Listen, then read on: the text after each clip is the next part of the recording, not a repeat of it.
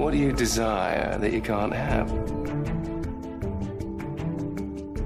Welcome to the DC TV report for season 4 of Lucifer. I'm Edward O'Hare, nickname to be determined. You didn't warn me that you were doing the smooth thunder intro.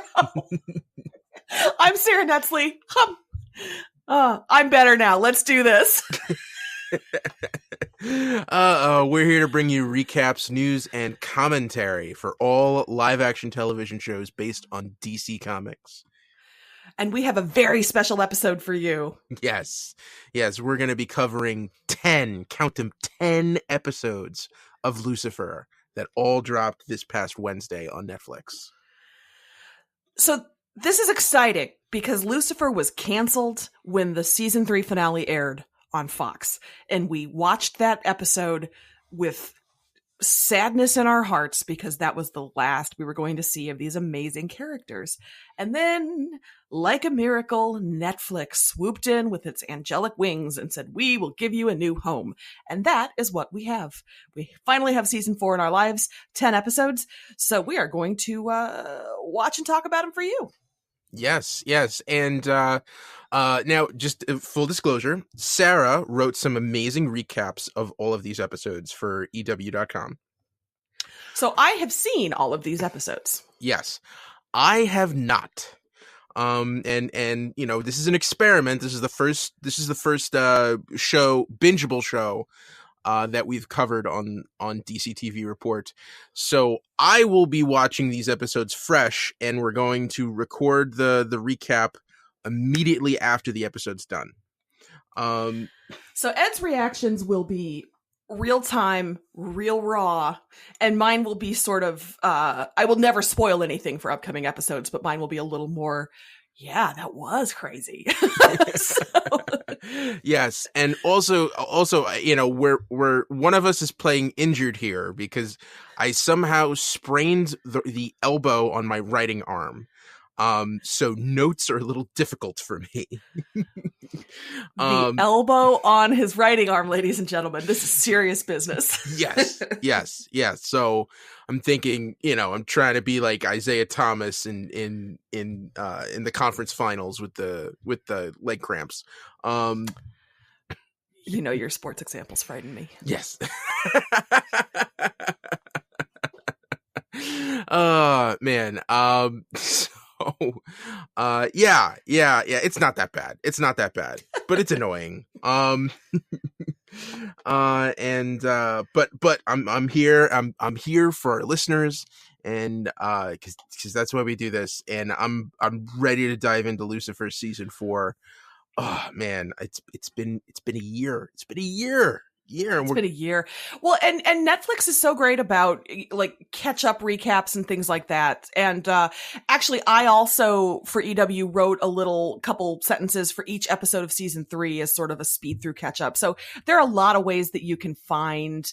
Oh yeah, we had Kane last season and Charlotte and this and that. So, you know, you can get caught up on your own. You can just dive in. They're pretty good about explaining what's happening. I honestly think if you've never seen it before, but you want to check it out, you're going to miss a lot of character backstory and history, but you could start with this episode and watch and I think really enjoy the season. So yes. However you want to do it is between you and capital D Dad. Yeah. By the way, I did watch the season 3 finale earlier this week. And I forgot that moment when Lucifer sprouts his wings to protect Chloe. That was so good. Like, such good imagery. Yeah. And like, I, you know, even on the second time watching it, I was cheering like I was in a movie theater. What like it's like an Avengers moment where it's like, yeah!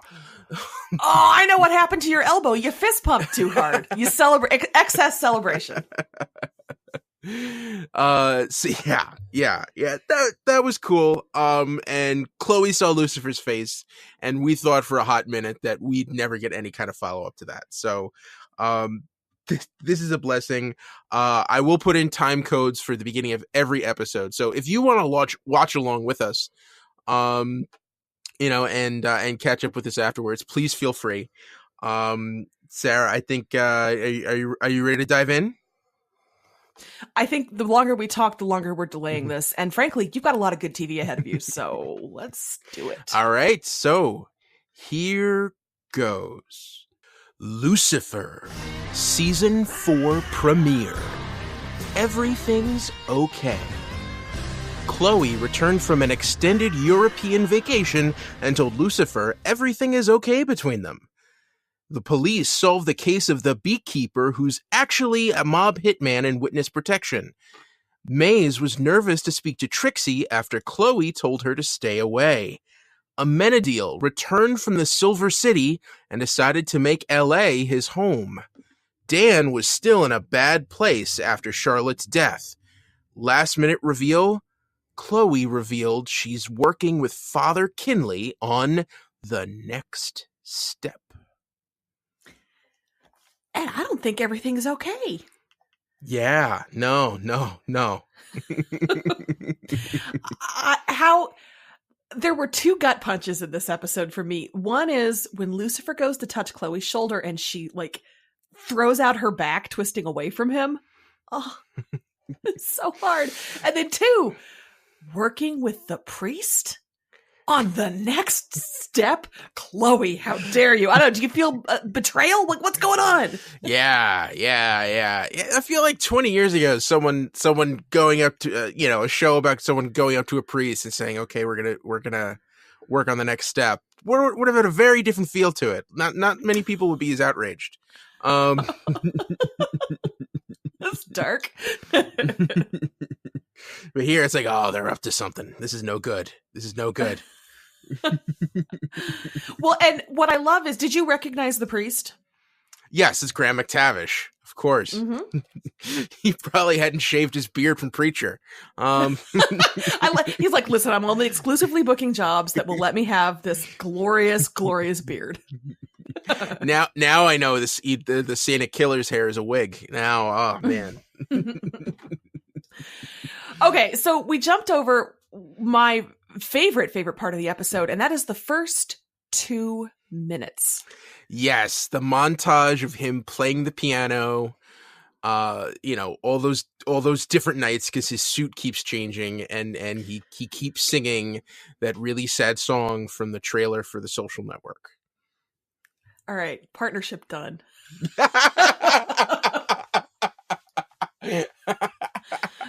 What? That's all I know it from.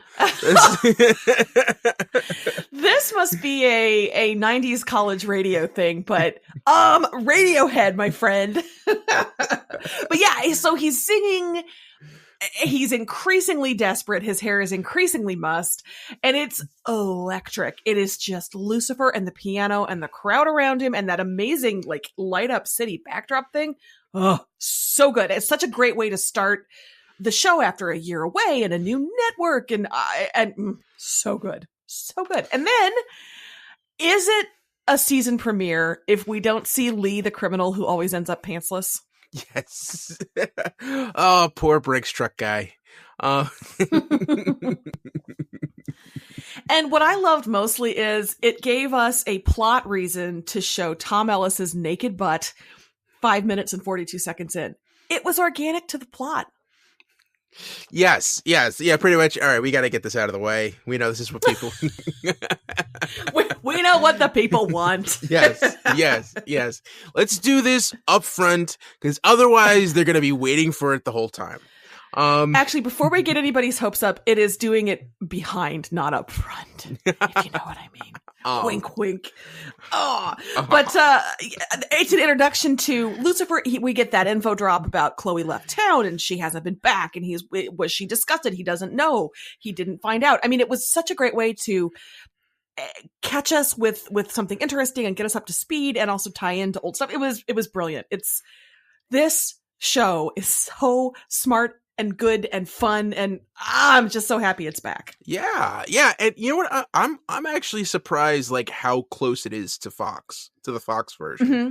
You know, like they didn't change. You know, the cinematography. It seems like the setup and everything else is the same. You can even feel where the act breaks are for commercials. Yep. And the sets haven't changed. I mean, Lux still looks like Lux. The penthouse still looks like the penthouse. You know, all of it feels as we remember it, which is nice.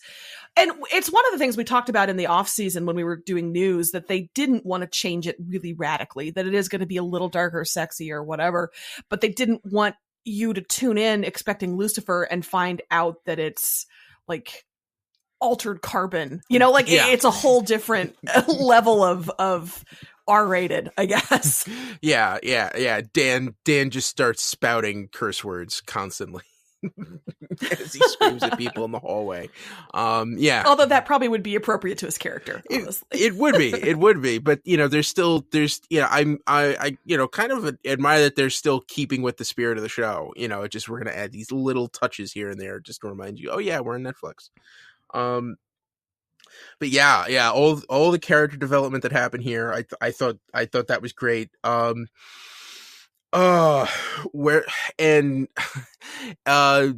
It's weird.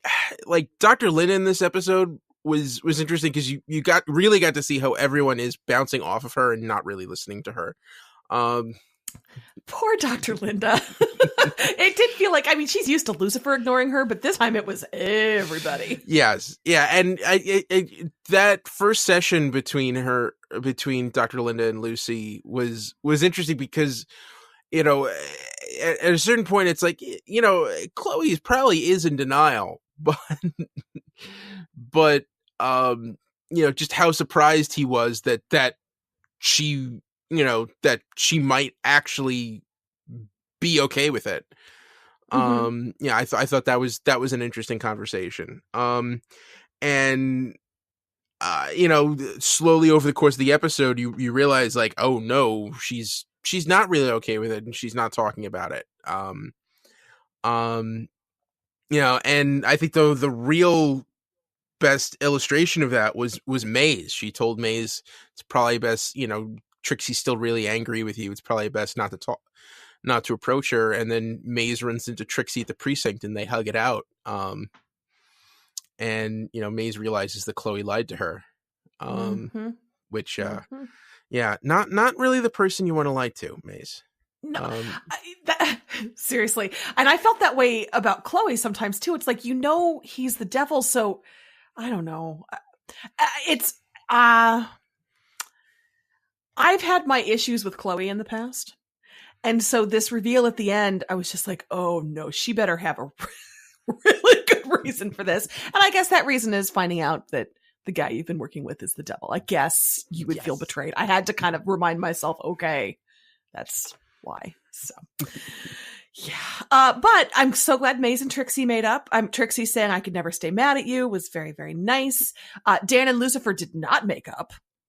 No. In fact, Dan took great pleasure in explaining to Lucifer that when a woman recoils from your touch, that means they're disgusted by you. So Dan enjoyed that a little too much, I think. Yeah. I don't know. I think he needs a hug. Yes. he really needs a hug. I think Amenadiel tried to comfort him a little bit towards the end there, but I don't know if that's going to be enough. You know, and I let's put it this way, I do not want to go to his improv classes right now. Oh, no. All of them end with tears. Though that might be scarier than Michael Scott's improv classes. Do you have a gun? Yes. I did think that scene between Amenadiel and Dan was lovely, though, when he says Charlotte's in heaven, trust me, and Dan does. That was really nice, I thought. Dan is so easy. Dan is so often the butt of the joke. It's kind of nice to see him have that moment of comfort and hugging, I guess. Yeah, and the main mystery here, we had the beekeeper who turned out to be Bob the Knob. Not for reasons you think. It's not porn, as Lucifer thought. No. He used to beat people with a bag full of doorknobs. A friend of mine is moving right now and showed up to my house to get some boxes, and he had a bag of doorknobs in his trunk. And I actually said to him, "Oh, dude, what's up with that?" And he alleges it's because he's moving. I don't know. I guess I'll trust him. But having watched this episode, I was suspicious. Yeah, it's weird the trends that are happening. Like evidently, like beekeepers is a thing now. Have you? I know you don't follow sports, Sarah, but correct. The Cincinnati Reds baseball team recently had an incident at their stadium where bees invaded their infield. Oh no. Yeah, and evidently they were helped out by 2 amateur beekeepers who had bought tickets to the game, helped them evacuate the bees out of the stadium. I've never heard anything more terrifying than amateur beekeeper. And that there were 2 of them separately who showed up and bought tickets of their own. Actually, we have our house is on a hill, and at the foot of the hill, Jason really wanted to set up apiaries. He was just like a couple colonies, because no, we're not keeping bees in our backyard. That's not like I shouldn't. Bees are important. Like don't get me wrong. I just don't want to be responsible for them. That sounded like just too much commitment. So. Yeah. And then you had that Sherlock Holmes movie with Ian McKellen. It did not turn out well. I was thinking about My Girl, but okay. I mean, like we all have our pop culture bee stuff. Anyway, the important thing about this mystery is that it gave my man Sasha Ruiz a role in something. He was Captain Bernard in Grimm. He's one of my favorite tall drinks of water. So it was nice to see him. Of course, he turned out to be the murderer, which was a shame. But I always welcome Sasha Ruiz on my screen. Yes. And some really bad gangster names. We had Bob the Knob and Pool Boy Paradiso. Come on. He drowns people in pools. What you gonna do? What? This is where your accent comes in. This is native to your accent, isn't it? What do you want? Yeah, Bob did us a favor. What do you want? We were happy. We were trying to protect him. That's what I was looking for. That was the content I was here for.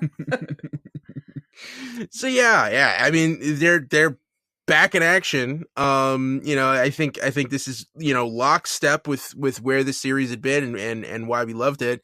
And now it's right at the end here. It's like, oh no, we're taking a twist, and it seems like Chloe is working against Lucifer. Yeah, that's what it seems like. I will say I enjoyed her on the scene, kind of trying to convince herself that she's in on the joke and it's fun. Oh, I get to watch humans twist themselves into pretzels to make a metaphor out of Lucifer saying, I am literally the devil.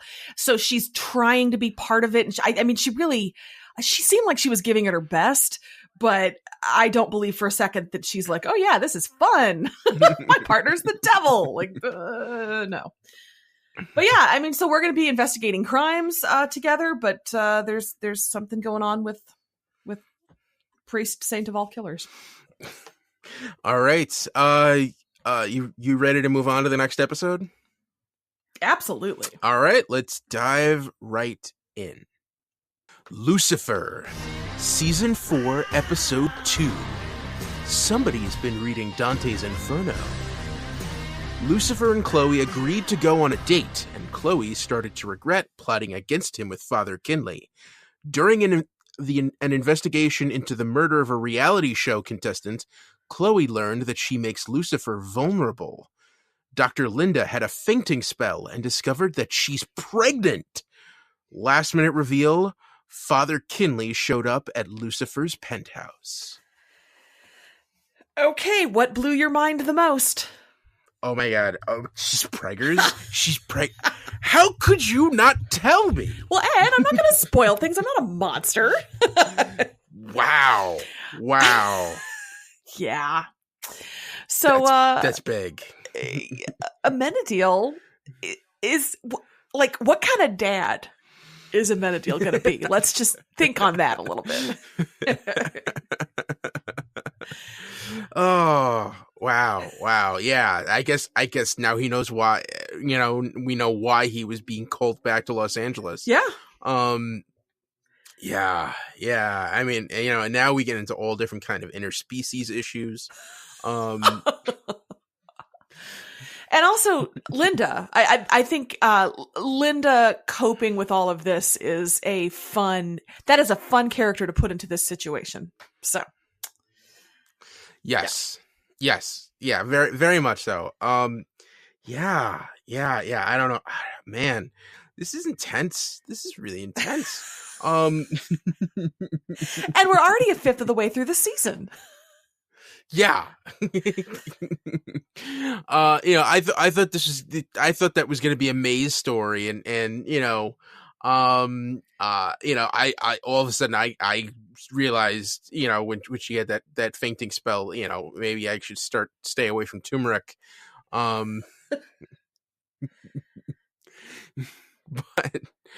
yeah, and I think that's a really cool place to go with her character. It was getting kind of awkward and weird watching Amenadiel wander around Los Angeles. I did love him in the coffee shop being like, "What are you working on?" As somebody who does a lot of writing at coffee shops, that was a good scene. Yeah.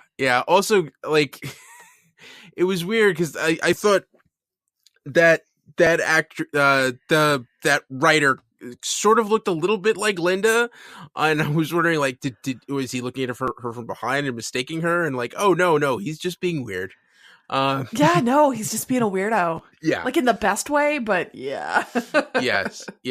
And I, when he goes to drop what was probably like $100 bill for that homeless person, and then she grabs his wallet and just runs.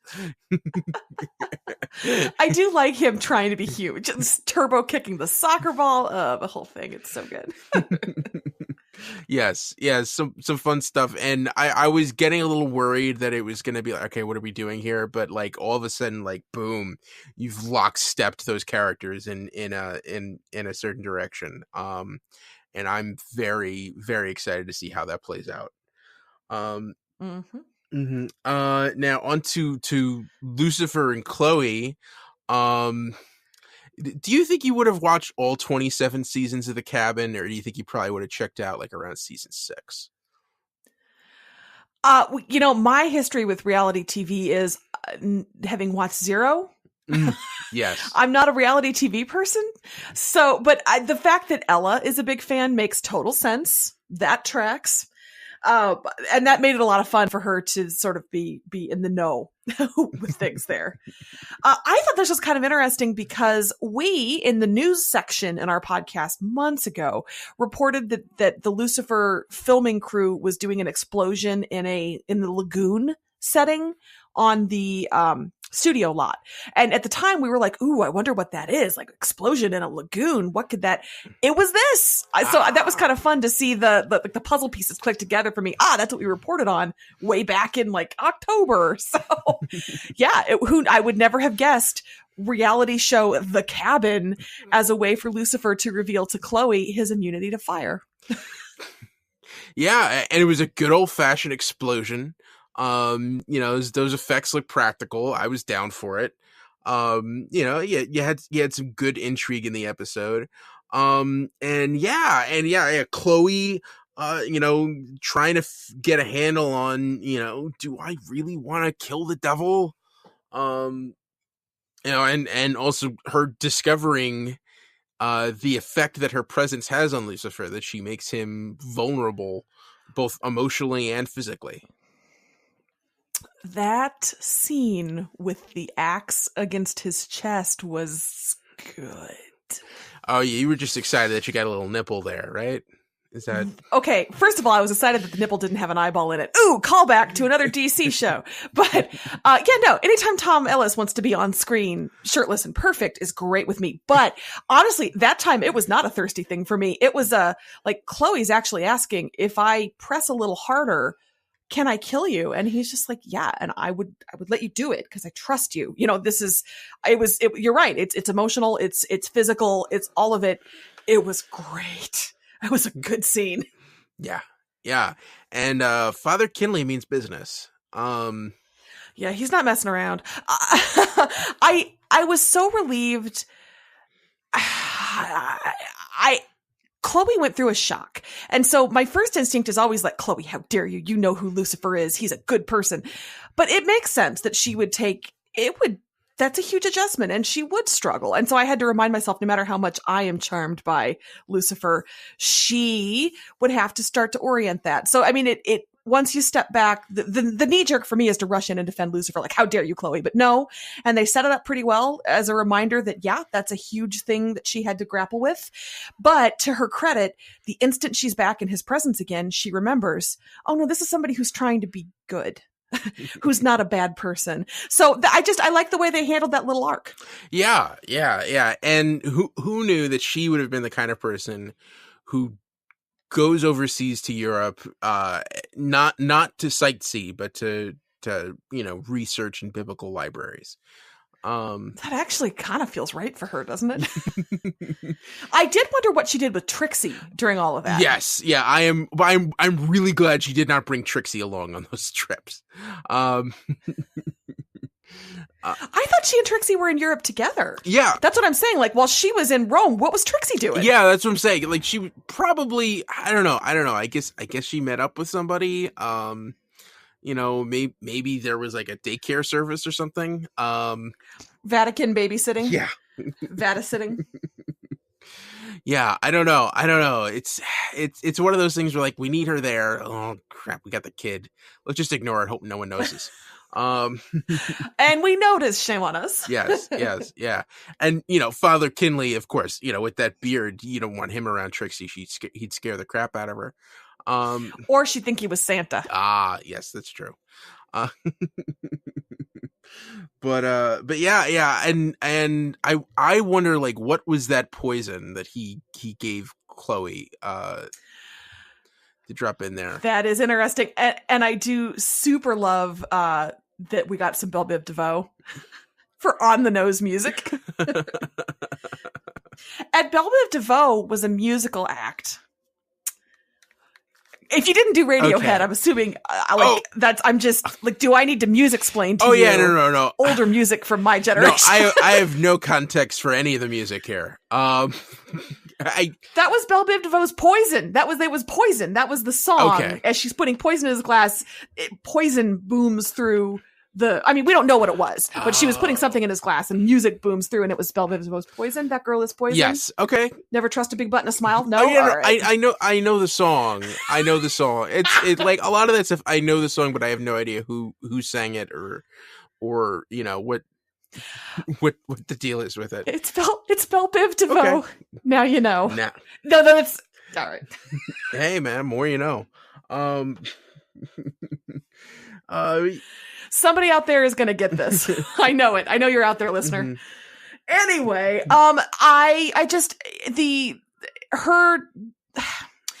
she didn't really decide not to do it, but it doesn't happen. And then she pulls the plug. That is awesome. I also super love that if you're going on a first date with Lucifer, of course, he's going to Pretty Woman it. Yes. He's going to get you a dress. He's going to get the helicopter. Going to fly you to the opera. Oh man, and the second he pulled out that dress, you knew that Chloe was going to postpone, that she was going to back out. Oh, for sure. But at least Ella and her mom got to enjoy the opera. He was generous. Yeah, I mean, he didn't just let it go to waste. Mm-hmm. Yeah. Speaking of Ella, how you doing? Oh man, yeah. Looking for Sunday hobbies. Yeah, they've really kind of glossed over the fact that evidently she's lost her faith and she's not going to church anymore. I hope we get that resolved before the end of the season. And we also evidently, like, Dan just straight up still blames Lucifer. He's so upset he didn't even want to go to a Groundling show with a Menadil. Which is big, because we know Dan and improv.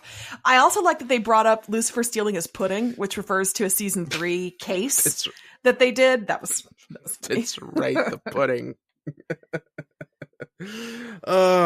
Yeah.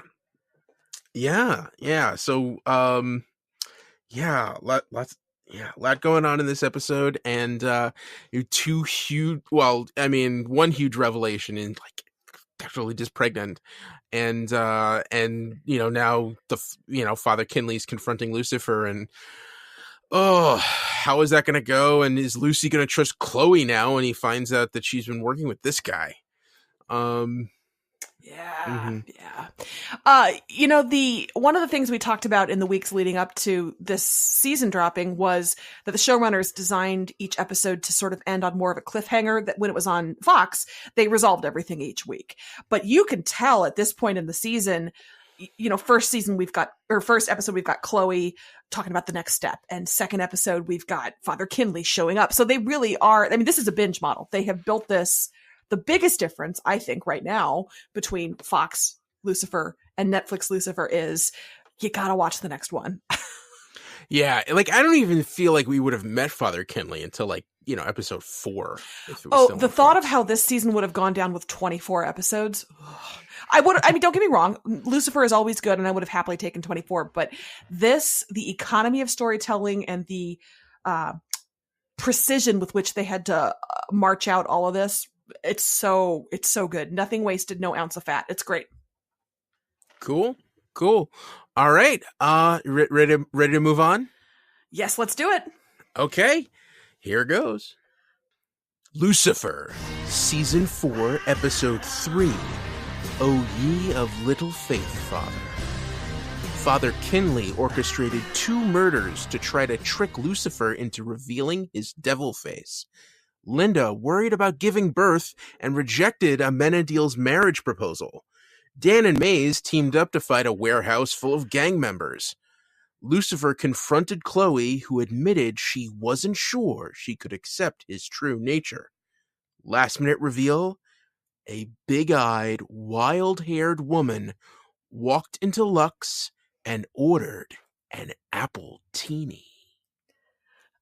Dun, dun, dun. Where do you want to start? Oh. First off, that bartender poured that apple teeny really quick. Like he was been mixing it for somebody else and then just decided to pour it for that woman. I mean, just off camera, there was a group of women there for a 21st birthday, and then next to them was a big bachelorette party. So that guy had been making apple teenies all freaking night long. It was just ready to go. That's the backstory there. Uh-huh. Okay. All right. So can we talk really quickly about comic relief Amenadiel being my favorite Amenadiel? His proposal and Linda being like, no, and closing the ring box and him just slowly thumbing it back open.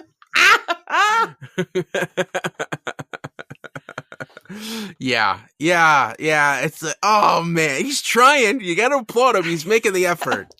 He's honestly, part of me is a little disappointed. They were super in love last season. And I mean, I know a lot happened between that and now. Part of me was kind of hoping Linda would be like, you know what? Yeah, I love you. Let's do it. But it's okay. She's an independent lady. She's got her reasons. But still, that Amenadiel proposal where he's just like, are you sure? Ring again? Yeah. It's interesting. Like he just wants to deep dive in, and she's like, baby steps. It's literally. Yes. He bought all the books, and he was showing them to her like she hadn't found them yet. Like Linda hadn't been. I mean, like she hadn't already like internalized all of this knowledge already. But yeah. I don't know why you would read Eat, Sleep, Poop before the baby got there, though. That seems like a little. That's so Amenadiel. Like that's so Raven. That's so Amenadiel. Yes. I also thought it was kind of like, he immediately told Lucifer. So now the entire world knows that Dr. Linda's pregnant. Yes. She probably should have, don't tell everyone right away. Um, Too late. mhm. Yeah, yeah. And this is, and also now trying to figure out, like, where's the baby come from? Is it going to be half celestial, or is it, or was it the fact that, Amenadiel was able to impregnate her because he was actually human at that point? It's a good question. I dropped the word Nephilim in my EW recap, but I was aware as I was doing it that is a specific thing, and that may not apply here because we don't really know. But the first thought is half angel, half human Nephilim, and that connotes some kind of power. So we will have to see how that unfolds. Yes. Now, to Father Kinley, I was very relieved that he was crazy. Crazy or super committed to stopping Lucifer. Yeah, no, that guy's off his rocker. Like, he's I was actually quite comforted to know that he does not represent the Catholic Church, that that he isn't on a mission from the Vatican, that, like, no, this guy's gone rogue and needs to be stopped. Yeah. And thankfully, it looks like Chloe is done with him. So, yes, you stage a couple of murders, and that'll do it with your partnership with LAPD's finest. Mm-hmm.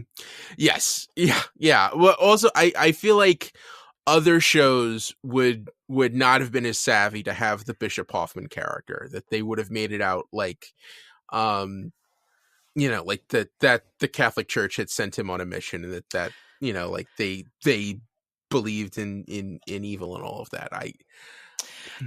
We've talked about this before, but this show is actually quite respectful of religion for all that it has, rather a pop culture take on God and the devil and whatnot. But Ella's faith has always been, well, we'll talk about that, but has always been a thing that wasn't mocked, and that was such a central part of her. And then you have this, you're right, that you have the Catholic Church who is horrified by what Father Kinley did. So yeah, this continues with that. But Ed, this was the episode that I watched that I was really worried about you on, the Ella thing. You doing okay? Yeah. I'm kind of worried. I mean, it's just weird because, like, her showing up to work hungover and complaining about having too much tequila the night before. It's like, come on, Ella, who you fooling? But she took off that necklace. She took off the cross. Yeah. It was a big deal. Yeah, it is. And it's upsetting. And I hope something comes in to turn it around. I feel like I thought that was going to breathe out a little bit more actually in the episode, and instead they decided to focus on Dan more. So I'm hope, I guess we'll find that out. Probably in the next few hours, right? Well, we've only got the 10, so just got 7 left. Yes. So Dan, that was a good fight scene. I thought for a second that he was like Death Wish Dan, but no, actually he was I'm a fight with this demon Dan. Yeah. So. Yeah, and he's getting into it, and now I'm starting to wonder, like, are him and Maze a thing? Mm-hmm. Is that something's going to be happening? I mean, since Charlotte's not around anymore, they're like the 2 people who aren't spoken for on the show. And they both carry a lot of anger with them. Yes. Yeah. The thing I was basically, writing down is, this is more for episode 2, but just like, Dan still blames Lucifer. He's still in the dumps. He's just, but he's working through it. He's working through it. He'll get there. Yeah. And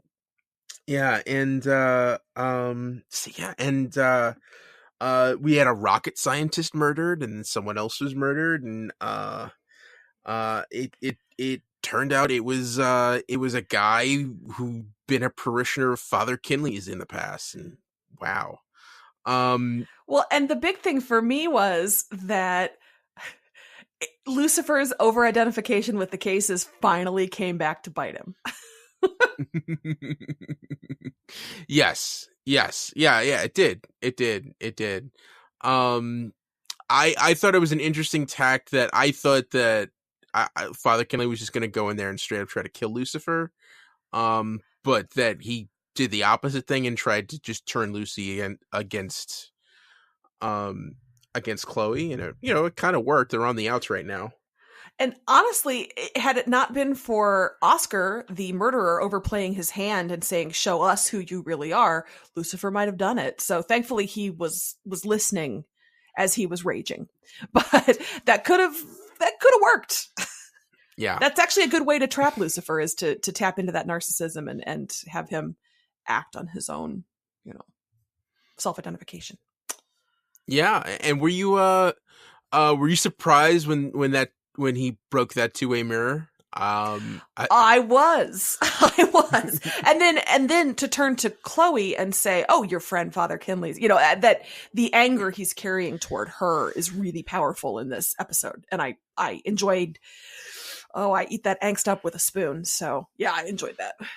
Yeah. And Lauren German, I think, has had the most emotional and some of the best acting in this episode that I've seen her do in the series, when she's confronted by Lucifer and basically she's crying, explaining, "Hey, I was terrified of you. I'm sorry. I didn't know what to do." Mm-hmm. Co-signed. This was the perfect time for her to explain how she was feeling. That explains why she worked with Kinley. Any reservation I had about her betrayal was washed away because of that performance and the writing and the character motivation. I like Chloe better in this season than I ever have. Ever. She's so good. Cool. All right. Let's see. I thought Lucifer accusing her, going through her purse, finding the vial. Yeah, that was impactful stuff. So good. It's good. Cool. All right. It's right in the emotions. Yeah. It's weird. But I think we covered all the big moments in the episode. Is there anything more you feel like we need to chat about? No, just that we can kind of see the shape that this is taking a little bit, and Kinley is excommunicated. Yeah. All right. Ready to dive into the next one? Absolutely. All right. Lucifer, Season 4, Episode 4. All About Eve. Eve slipped out of heaven to raise hell with her true love, Lucifer. Lucifer and Chloe teamed up with different partners for separate investigations into the murder of a necklace designer. Linda angel baby proofed her ceiling and helped Chloe realize she wants Lucifer in her life. Last minute reveal, Chloe was surprised to find Lucifer and Eve in an embrace. Okay. I talked up the actress who plays Eve in Barlavi quite a bit in episodes leading up to the season dropping. Did I oversell it, undersell it? What is your take? I thought she did a great job. I was impressed. Yeah, no, it was solid work. It's cool. Yeah, no, I like it. So I struggled in this episode because I knew her from Imposters, which was a delightful 2-season TV show canceled too soon, where she played a con artist. So all along, I was waiting for what's she really there for? But by the end of the hour, it just kind of seemed like she was there for Lucifer. Yeah.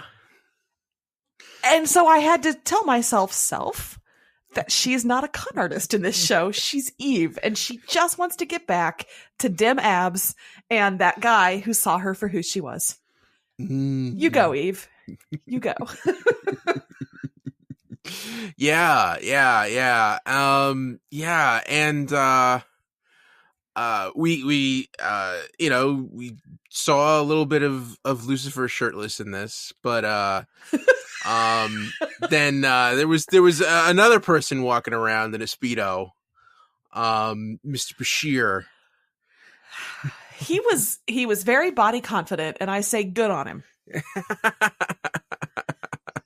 Yeah, it looked like the bad guy from a late 70s Roger Moore James Bond movie.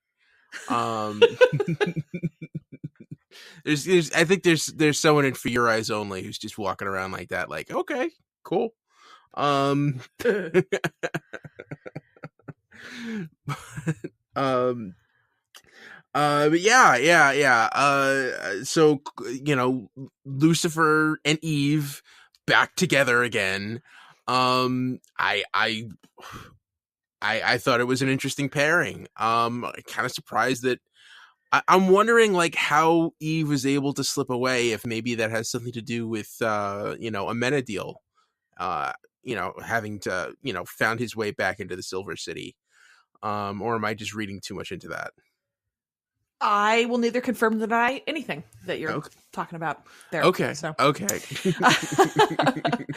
I personally am living for the Lucifer Chloe angst. The scene where he gets stabbed with the pool cue and without even turning says, "Well, hello, detective. Didn't know you were here."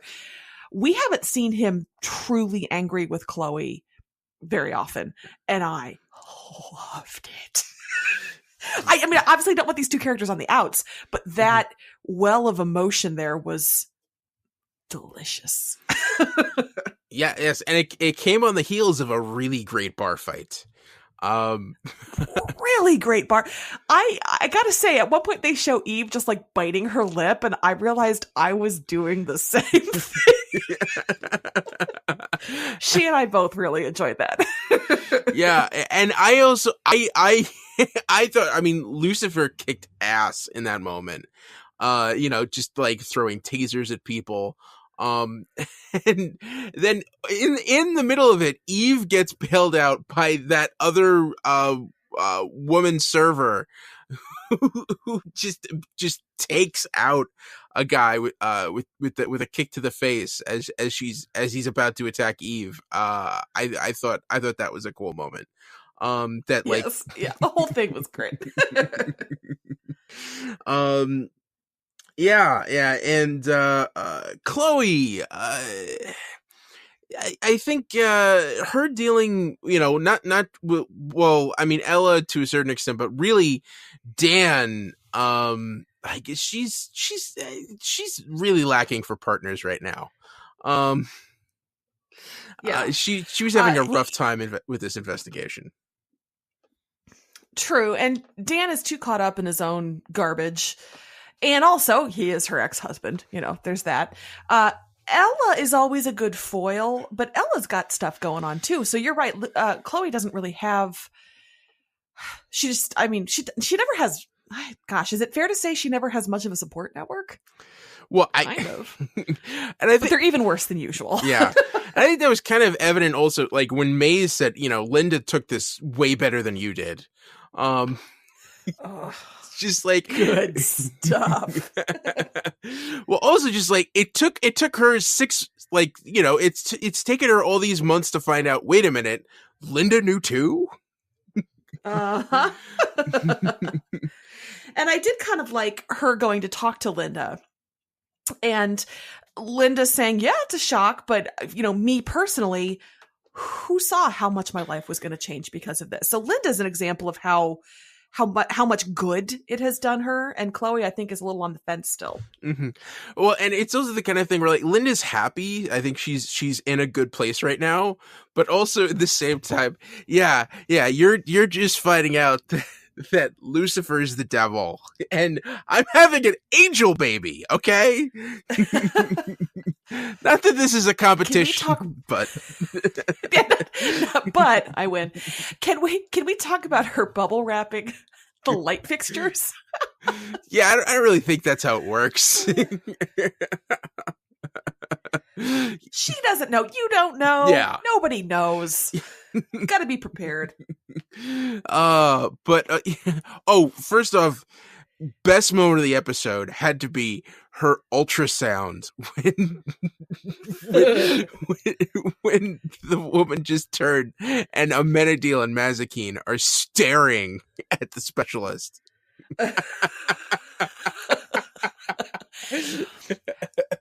If you're that woman and you go home and you talk to your partner that night to be like, listen, I had the weirdest appointment. I think it was a throuple. I think it was 2 hitmen and their surrogate. Maze just grabs the fluid out of her hand. What is this? It's okay. It's okay. I also super loved Maze. It's a boy. Better luck next time. Yeah, and then right after that, Amenadiel wanting to see, oh, you could look for other protrusions. Well, there's only one penis. I was actually thinking about the wings. Wings.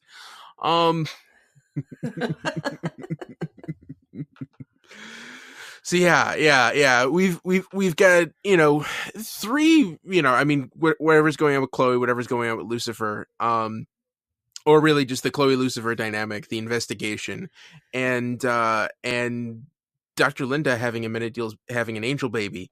What one of these is one of those 3 storylines is really fun, and I think you could tell which. You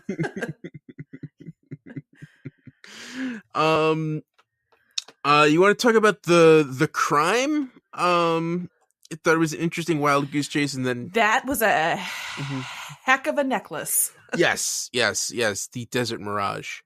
And in the end, it turned out to be the business partner. Oh man, who saw that coming? Who saw that coming? Mm-hmm. The business partner, tired of being responsible and cleaning up after his irresponsible, reckless partner. So, yeah we get you. I super loved Lucifer approaching that model who was going to take the necklace down the runway, and the model just instantly saying yes. And Lucifer saying, to what? And she's just like, anything. There's some good little small exchanges all the way through this season like that. Yes. And I love the little quirks that they're giving all of these LA gang members. Like, evidently there's a hitman who just loves pistachios. Just Turkish Pete. So much. But he's not Turkish, but he does love pistachios. Yes. And that's actually his alibi, is they have footage of him at the grocery store buying more pistachios. Nice touch. I would not want to be killed by that guy because I hate pistachios. I was just going to say, I would not want my alibi to be whatever I was buying at the grocery store the last time I was there. I just feel like any of it, just like, I'm sorry, you needed how much cashew milk? Listen. All right. So, and going forward, now, like, Eve and Lucifer are together now. And when she saw that face and kissed him while he was still in the devil face, that, I think that was a big moment. And she didn't know what a test that was. I mean, he was directly setting that up in comparison to Chloe. She didn't know that, but she passed. It's, you understand in that moment why Lucifer would say, wow, here is, I love Chloe, but this is a woman who accepts me. And you get it. You absolutely understand. Anytime you have a third in a love triangle, Pierce last season did not work for me. Mm-hmm. I never understood what Chloe saw in Pierce, ever. And this dude drove a motorcycle. I never understood it. Bizarre to me. But this, I mean, you can kind of see where, even though he loves Chloe, he's so hurt, and here's this woman who knows all about him. You get it. It makes sense. I mean, this is a love triangle that so far is logical and not infuriating. And I applaud them so much for that. Yeah. And, Chloe has some real competition now, and she knows that they're an item. And I guess we'll just have to see how that plays out. Yeah, she saw it with her own eyes. That's what you snooze, you lose, lady. A guy who looks like that, gotta get on it. All right. Cool. Anything more you want to talk about? Or are you ready to jump into episode 5? No, let's get to episode 5. All right.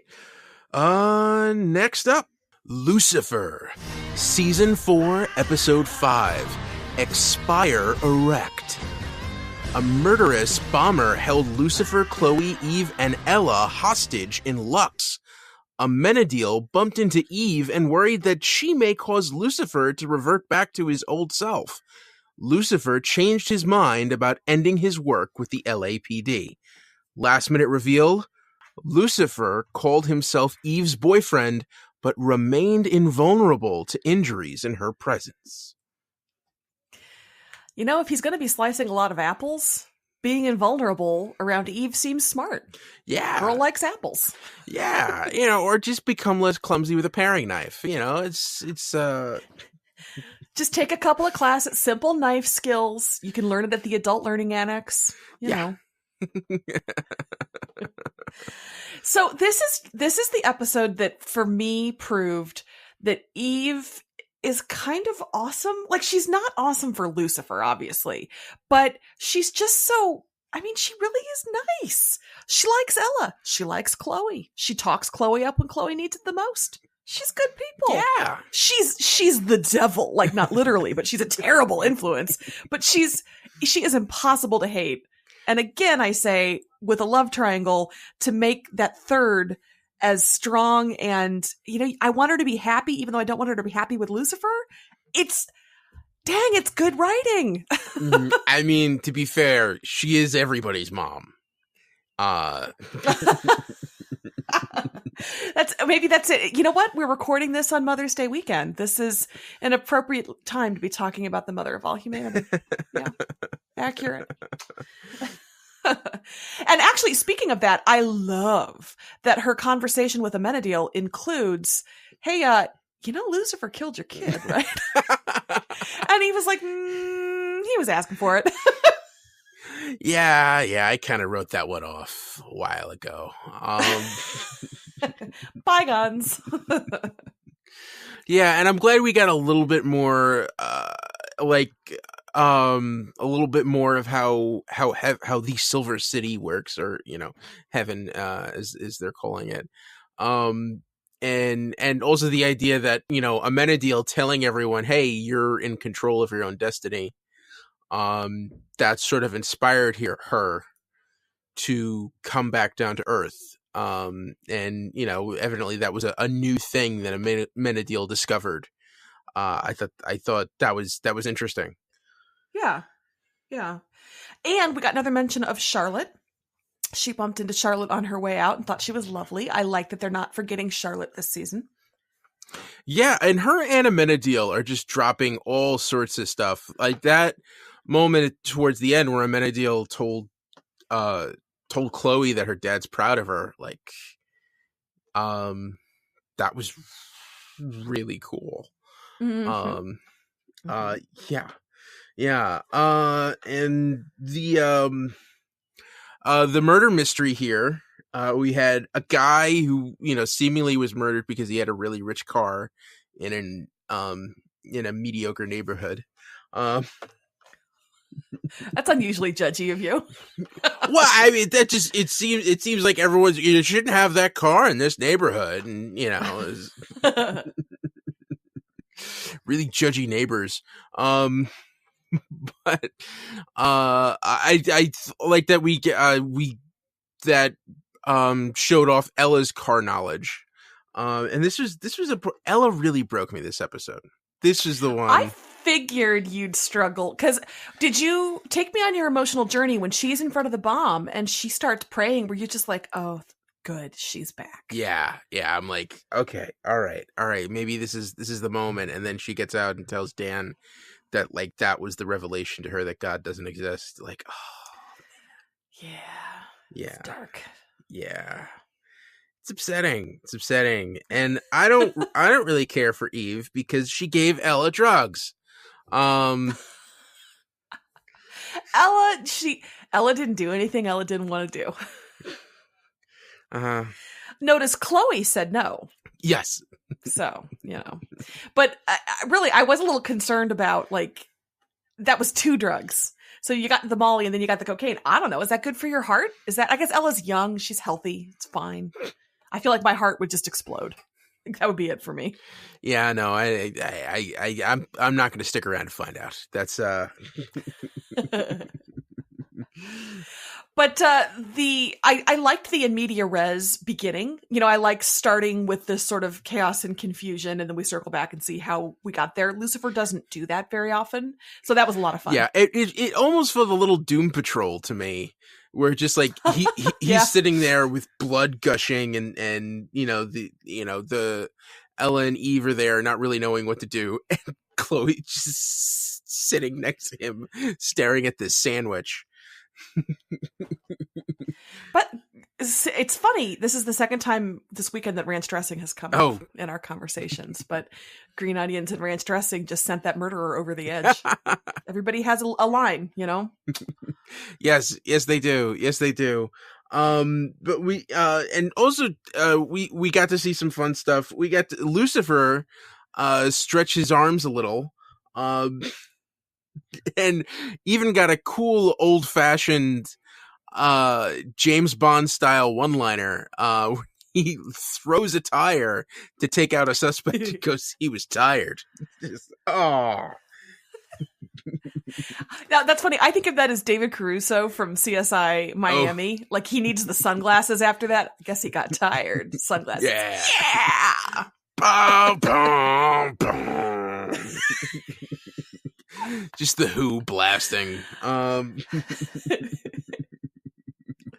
Somebody, if you're out there, please edit this together for us. I believe in you. But yeah. I also I liked Eve. I liked Chloe's realization that that's Eve, as in of Adam, and Eve saying, you know, I can't believe they still put his name first. I thought this was more progressive. But Chloe realizing not only is this a woman Lucifer's been with for, was it a week? But she's his ex. She knows who he is. And Eve saying very sincerely, why would his face bother me? You know, why would that? I like that kind of, Chloe didn't articulate it. We didn't have big dialogue about it, but you know, she was thinking, I kind of get why he's with her now because she knows who he is. She accepts him. I see how we're different. So that was all really well done and really underplayed in a way that still carried a lot of weight.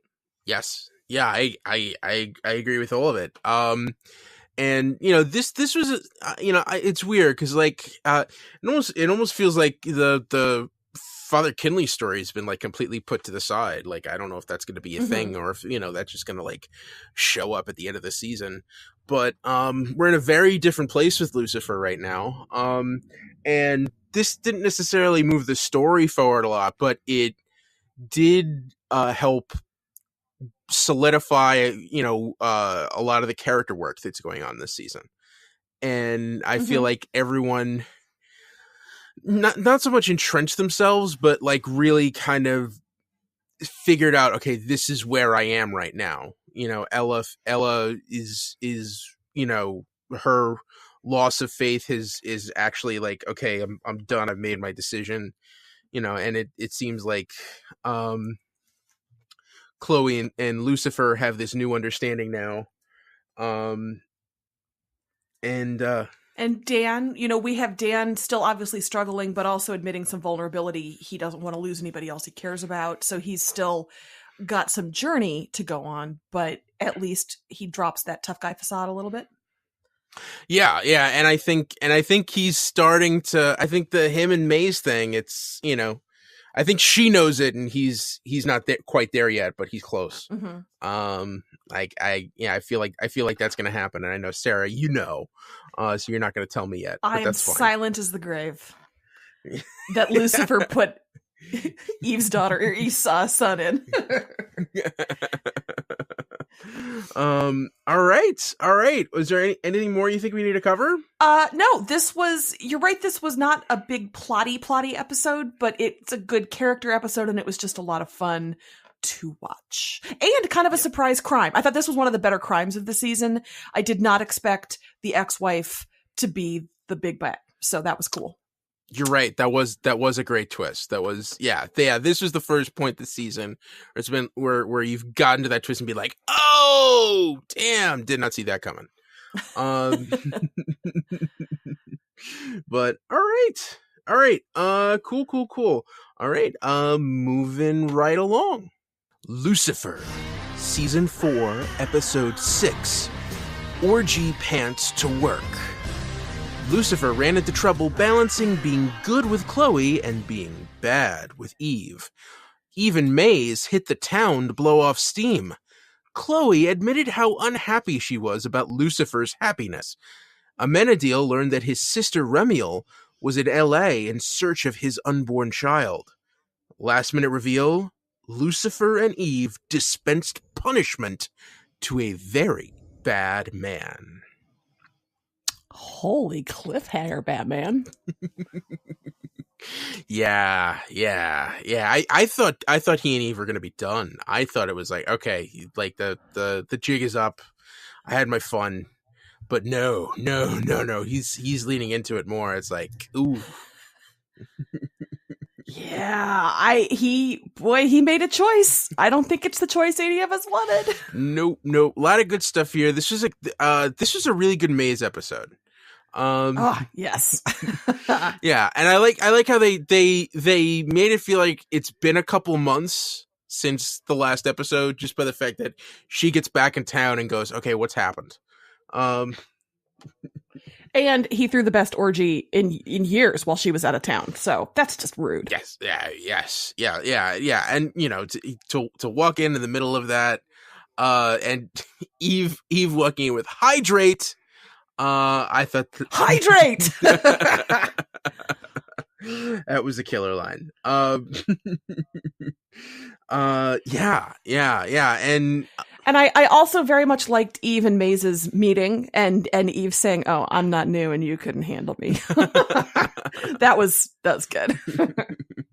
Yeah. I'm dying to know how Maze got the bloody nose and where she got the Miss Rodeo, Miss Rodeo Queen sash. There's a whole deleted scene that I would pay good money to see. Yes. Yeah, no, you're right. And yeah, it's weird because remember we had those 2 bonus episodes at the end of last season that were meant to be part of this season, and I'm wondering where those are fitting in.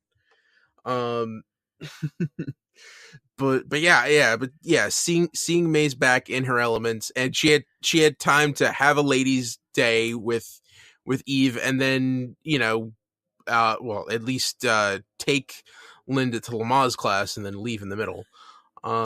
But get really, really into the birthing video. Yeah, it was creepy. No, I don't need watching that video once in 7th grade was enough. I think I get the gist. I don't think I need to see that again. Was your 7th grade birthing video filmed sometime in the 1970s? Oh yeah. Or are you older? Okay, so I'm glad that they haven't changed things. Yeah, well, it might have been early 80s. I don't know, but usually there's usually a 15-year gap with those videos, right? That's at least. Oh, this is unpleasant. Let's move away from this. Yes. But I would say Eve was acting out because Lucifer is distracted with work at home and distracted with home at work, and is not. I don't want to say not satisfying either woman because that's not clear. That's not true with Eve. So yeah. Hey yo, but obviously he's as Dr. Linda says, he's going to tear himself apart trying to exist in this dual nature. Yeah. And the sex doll was one thing, but I do not think Chloe would have appreciated that copier. Was she complaining about copies or things? Had that been a payoff from a previous episode, it kind of would have made sense, but it didn't peg to me as a callback, Yeah, definitely. Yeah, it seemed a little weird and out of place. It was an interesting gimmick. And having the message print out. But imagine if in previous episodes she'd be like, "Oh, the copier's on the fritz again," and then he, that was whatever. This is literally my only nitpick of this whole season. So. But that's fine. So they were tracking the murder of an auditor, not an accountant, an auditor. Who happened to be a nudist. And we got to see Ella and Lucy go into the nudist colony and walk around in the flesh. Listen, Tom Ellis worked very hard on that body, and he was not going to keep that candle under a bushel. Yeah, they're like sneaking in those butt shots constantly. Yeah, if you're on my Twitter account, I just retweeted the official Lucifer Twitter account that put the timestamp for every appearance of Ellis butt, for what it's worth. Just doing this service for you. Okay. Not you, Ed. You are listeners. All right, fine. I mean, you, Ed, too. No judgment, But I also like the game that they always play with the put different pieces of set dressing in front of all the interesting bits. And I thought they did that really well with various fruit and Ella's hair. And that was fun. Yes. And I could be a male chauvinist pig and, be wondering, why haven't we seen some boobies? But I'm not going to say that. I mean, I've kind of already said that, but I'm not going to say that. I mean, I could go into a whole thing about how, women historically have been the ones presented for display, and that parody at this point doesn't do anything to make up for the disparity over literal decades, if not centuries. But I will say, Lady Butt, I'm surprised we didn't have a little bit more of that, because that feels a little bit more equal and a little bit more appropriate for the censor level. They're not. Lucifer's not going to suddenly go full frontal. It's not going to happen. So I was a little surprised that we didn't get more of that, but I'm not complaining. But, patriarchy hurts us all, Ed. If you say so. But I did like Chloe being like, absolutely not. This is not happening. And then it turns out the dude's a human trafficker. So, that's not great. Not the dead dude. The guy who killed the dude. Yeah. They really should have waited for two things. I think Chloe and Lucifer should have waited for the backup before they stormed in.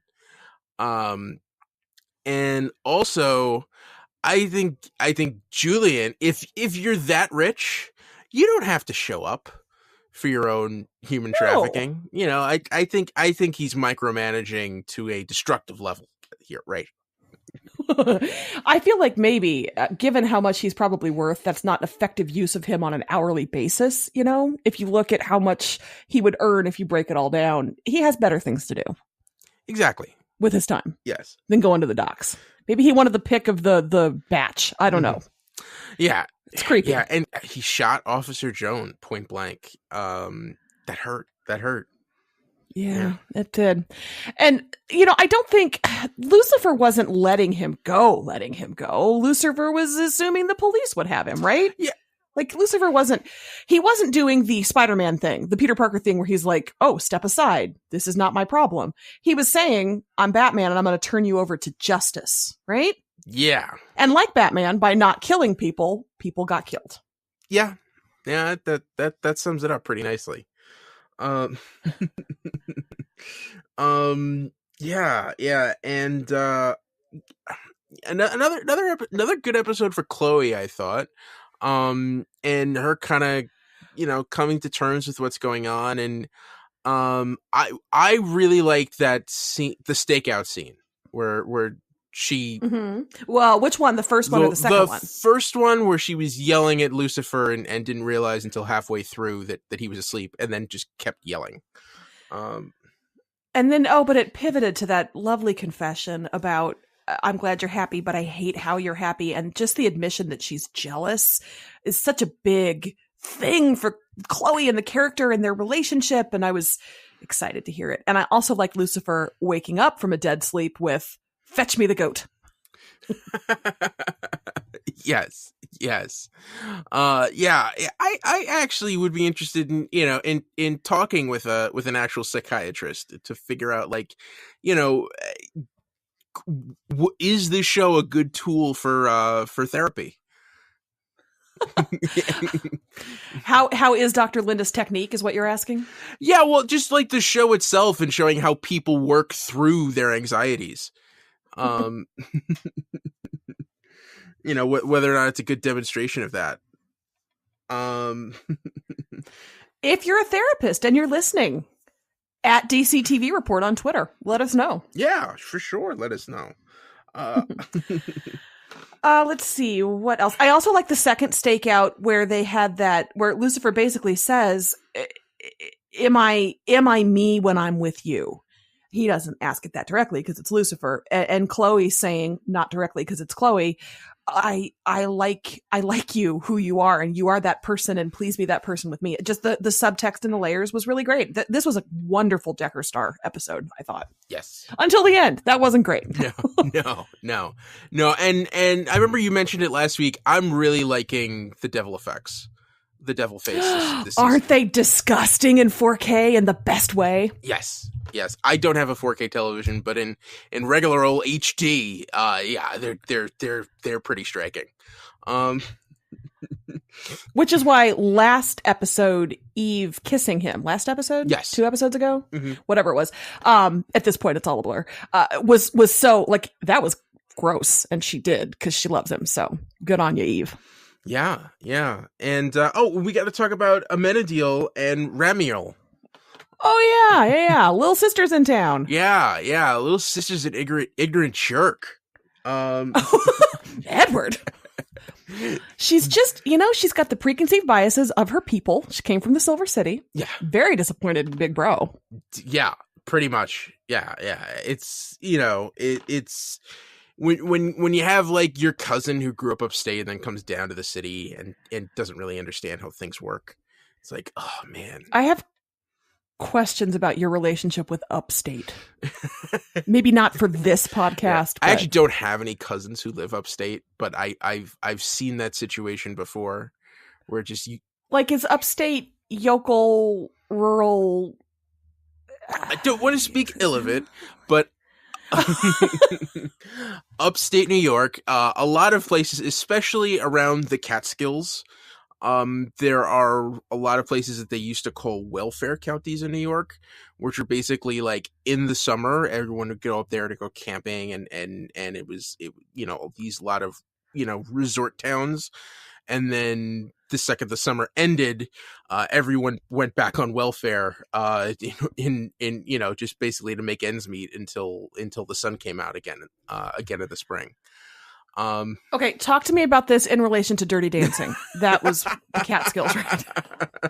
Is this what happens after Baby's family goes home? Yeah. Yes. Yeah. Very much so. Yes. Yeah. That's yeah. But you have it's I've driven through some parts of upstate New York that looks like it's been completely untouched since the 70s, and it's just like this is the way of life. We have one pharmacy, we have one pizzeria, and we have one gun shop, and that's all we need. I mean, in their defense, isn't that all we need? Yeah, and it'll literally be like there's no advertising, it's just pharmacy, pizza, guns. That's all the store signs say. But yeah, so yeah, we're kind of getting off task here, but basically, like, Ramiel has not been on Earth very much, and she thinks she could just show up and knock heads. And Amenadiel realizes, I need to protect my son right now. And I will say he does not do a good job playing cool. But no. It's Amenadiel, of course he doesn't. No, of course not. Yeah, no, it's perfectly in character. But yeah, and what does this mean for Linda? Like, are they gonna have to go on the run? Is everything gonna be okay? Like now I'm worried. Yeah.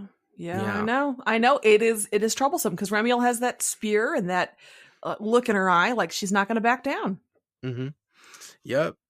But I guess we'll just have to go on. We'll just have to wait and see.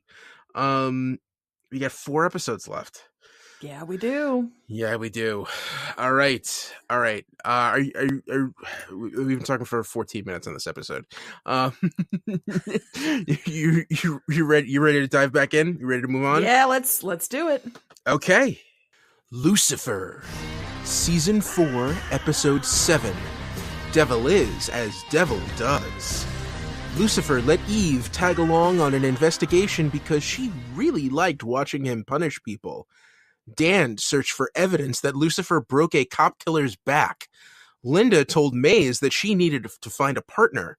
Chloe learned that Kinley's prophecy says evil will be released on Earth when Lucifer finds his first love. Last minute reveal, Lucifer showed Linda his red leathery wings. Ed, were you expecting the wings? Oh, well, the second he said he was afraid to look at them, I'm like, no, this can't be good. This can't be good. I loved how upset he was, though. I mean, that shows you how much he's changed. If he's that destroyed by those leather wings, he's a different devil than he used to be. Yeah. And the other thing that really shows is that Eve's got a split. Yeah. She can't, she doesn't have to go back to heaven, but she can't stay here. All right. That's kind of how, I love Eve. I think she's a great character. She's fun. She's kind. She's warm, but she is clearly a bad influence. Bless her heart. And I just love, was it the previous episode when they worried about being a bad influence on, she's a bad influence on you. He's a bad Yeah, so I feel I feel like the last 3 episodes that's been happening, and to the point where, like, this week she said, I think Chloe's a bad influence on you. And you have the actual angel on one shoulder, devil on the other. I loved that, with Chloe on one side and Eve on the other, saying, do this, don't do that. By the way, Julian's dad, played by Jer Burns, the best eyebrows in the business. Good casting. I haven't been commenting on the crime people all that much because the crimes just aren't the most interesting thing happening in these episodes. But that particular actor he was so good on Justified, and he's so good here. So that was a worthy criminal to have Lucifer opposite in this episode. Yeah, I agree. Yes. Yeah. And this was another one where, I mean, it's weird because it wasn't exactly, it tied back to last episode. So we have a little bit of serialization here with the murder mysteries. And again, more so than we've had this season. So this one was unusual because you had that crime. And in this case, the person who did the crime was Lucifer, really. I mean, yeah. Yeah. Yeah. And it's almost weird. Like, Chloe is almost, I don't know if she's angrier with Lucifer that he did it or that he told her, because now she has to sit with it and, like, am I going to be an accessory now? Either way, excellent acting. This was a strong Chloe episode. Yes. Yeah. And also, I think this is the best look we've gotten at Trixie this season. Yeah, Trixie has been very absent. So this was, and I'm okay with that. My feelings on children have been well documented on this podcast before. This was the appropriate amount of Trixie, and I loved her absolute glee at Lucifer's place. What's this? Is this expensive? Just touching everything. I felt his, like, no, child, no.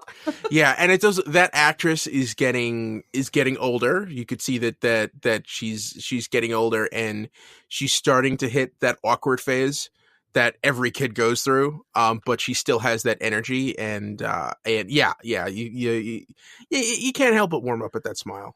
How glad were you, though, that they had cleaned up the orgy accessories by then? Oh, yes, because that would have been awkward. Well, she just finds the one bedazzled collar and goes, "Do you have a pet?" Yeah. And she was really in danger in this episode. You were afraid for her for a minute. And to Eve's credit, she immediately put her body in front of the child and got her out of there. I mean, that was a great Eve moment too. I thought she's not selfish. She's not, honestly, Eve isn't a bad person. She's a hedonist, but she's not completely without good qualities too. Mm-hmm. So I mean, that was a cool moment. She is everybody's mom. This is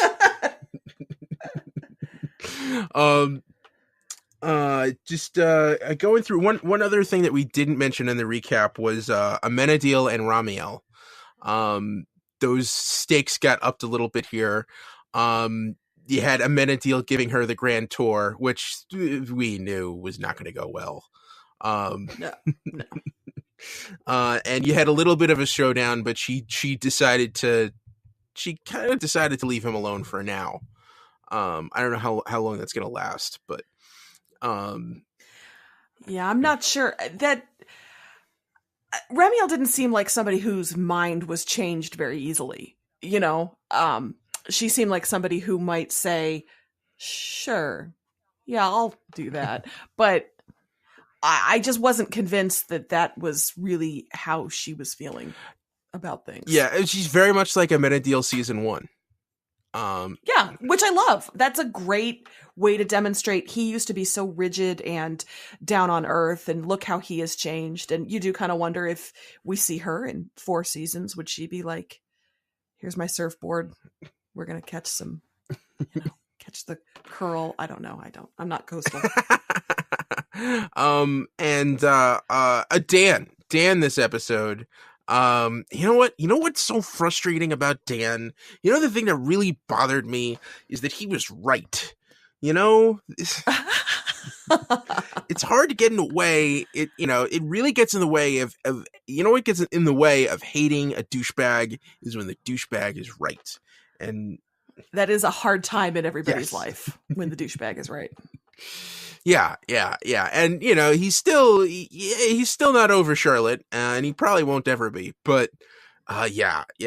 And, he was doing some solid detective work here. He was. He went about it in the douchiest way possible.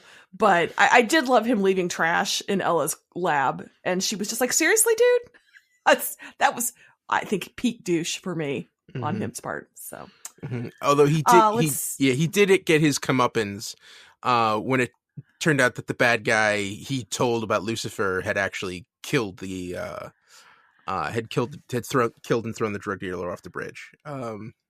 I did appreciate that he knew he'd gone too far at that point. So I did like that he was a little regretful. A little, not a lot. A little. I mean, once his daughter got involved. By the way, maybe this is being married to a divorce attorney, but I mostly was thinking, if Chloe and Lucifer ever do get together, I feel like Dan is really going to contest the parenting arrangements because he's not going to want his kid around Lucifer after that gun battle that his daughter was in. I feel like season whatever, when that would happen, season 8, would just be in court, Dan being like, no, she can't stay at your house. Yeah. I don't know. That's how I spun out. Yeah, that is definitely going to be an issue. You want to move on to Maze and Linda? Yes. Oh, can you imagine Maze as your bodyguard? I think that would be amazing. It would be effective. Yes. Yeah. Which she, space. I think that's all Linda really wants. And the hiding in corners between cabinets. Little much. Well, and I was really interested in what her answer would be. Are you in love with me? Maze was sort of acting like a jealous whatever. And so I was pleased to hear that clarified. No, I'm not. All right, Maze is going to find her other half. Yeah, it seems Maze is goal oriented. And when she finds a purpose, she really rallies behind it. So right now it's protect the baby. And the fact that Amenadiel hasn't told Linda or Maze about Remiel, it might be for the best, but but like right now, protecting the baby, that's all she has right now, and she can bounty hunt, probably like for about 20 minutes a day, because it seems like how long it takes her to find people. Well, she's very good at her job.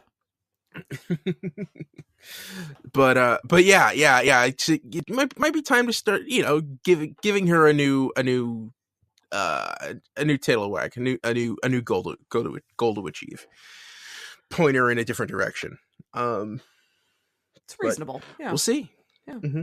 Mm-hmm. Let's see what else happened in this episode. I did like Eve's excitement over Lucifer fighting the biggest, baddest weightlifter in the beach gym.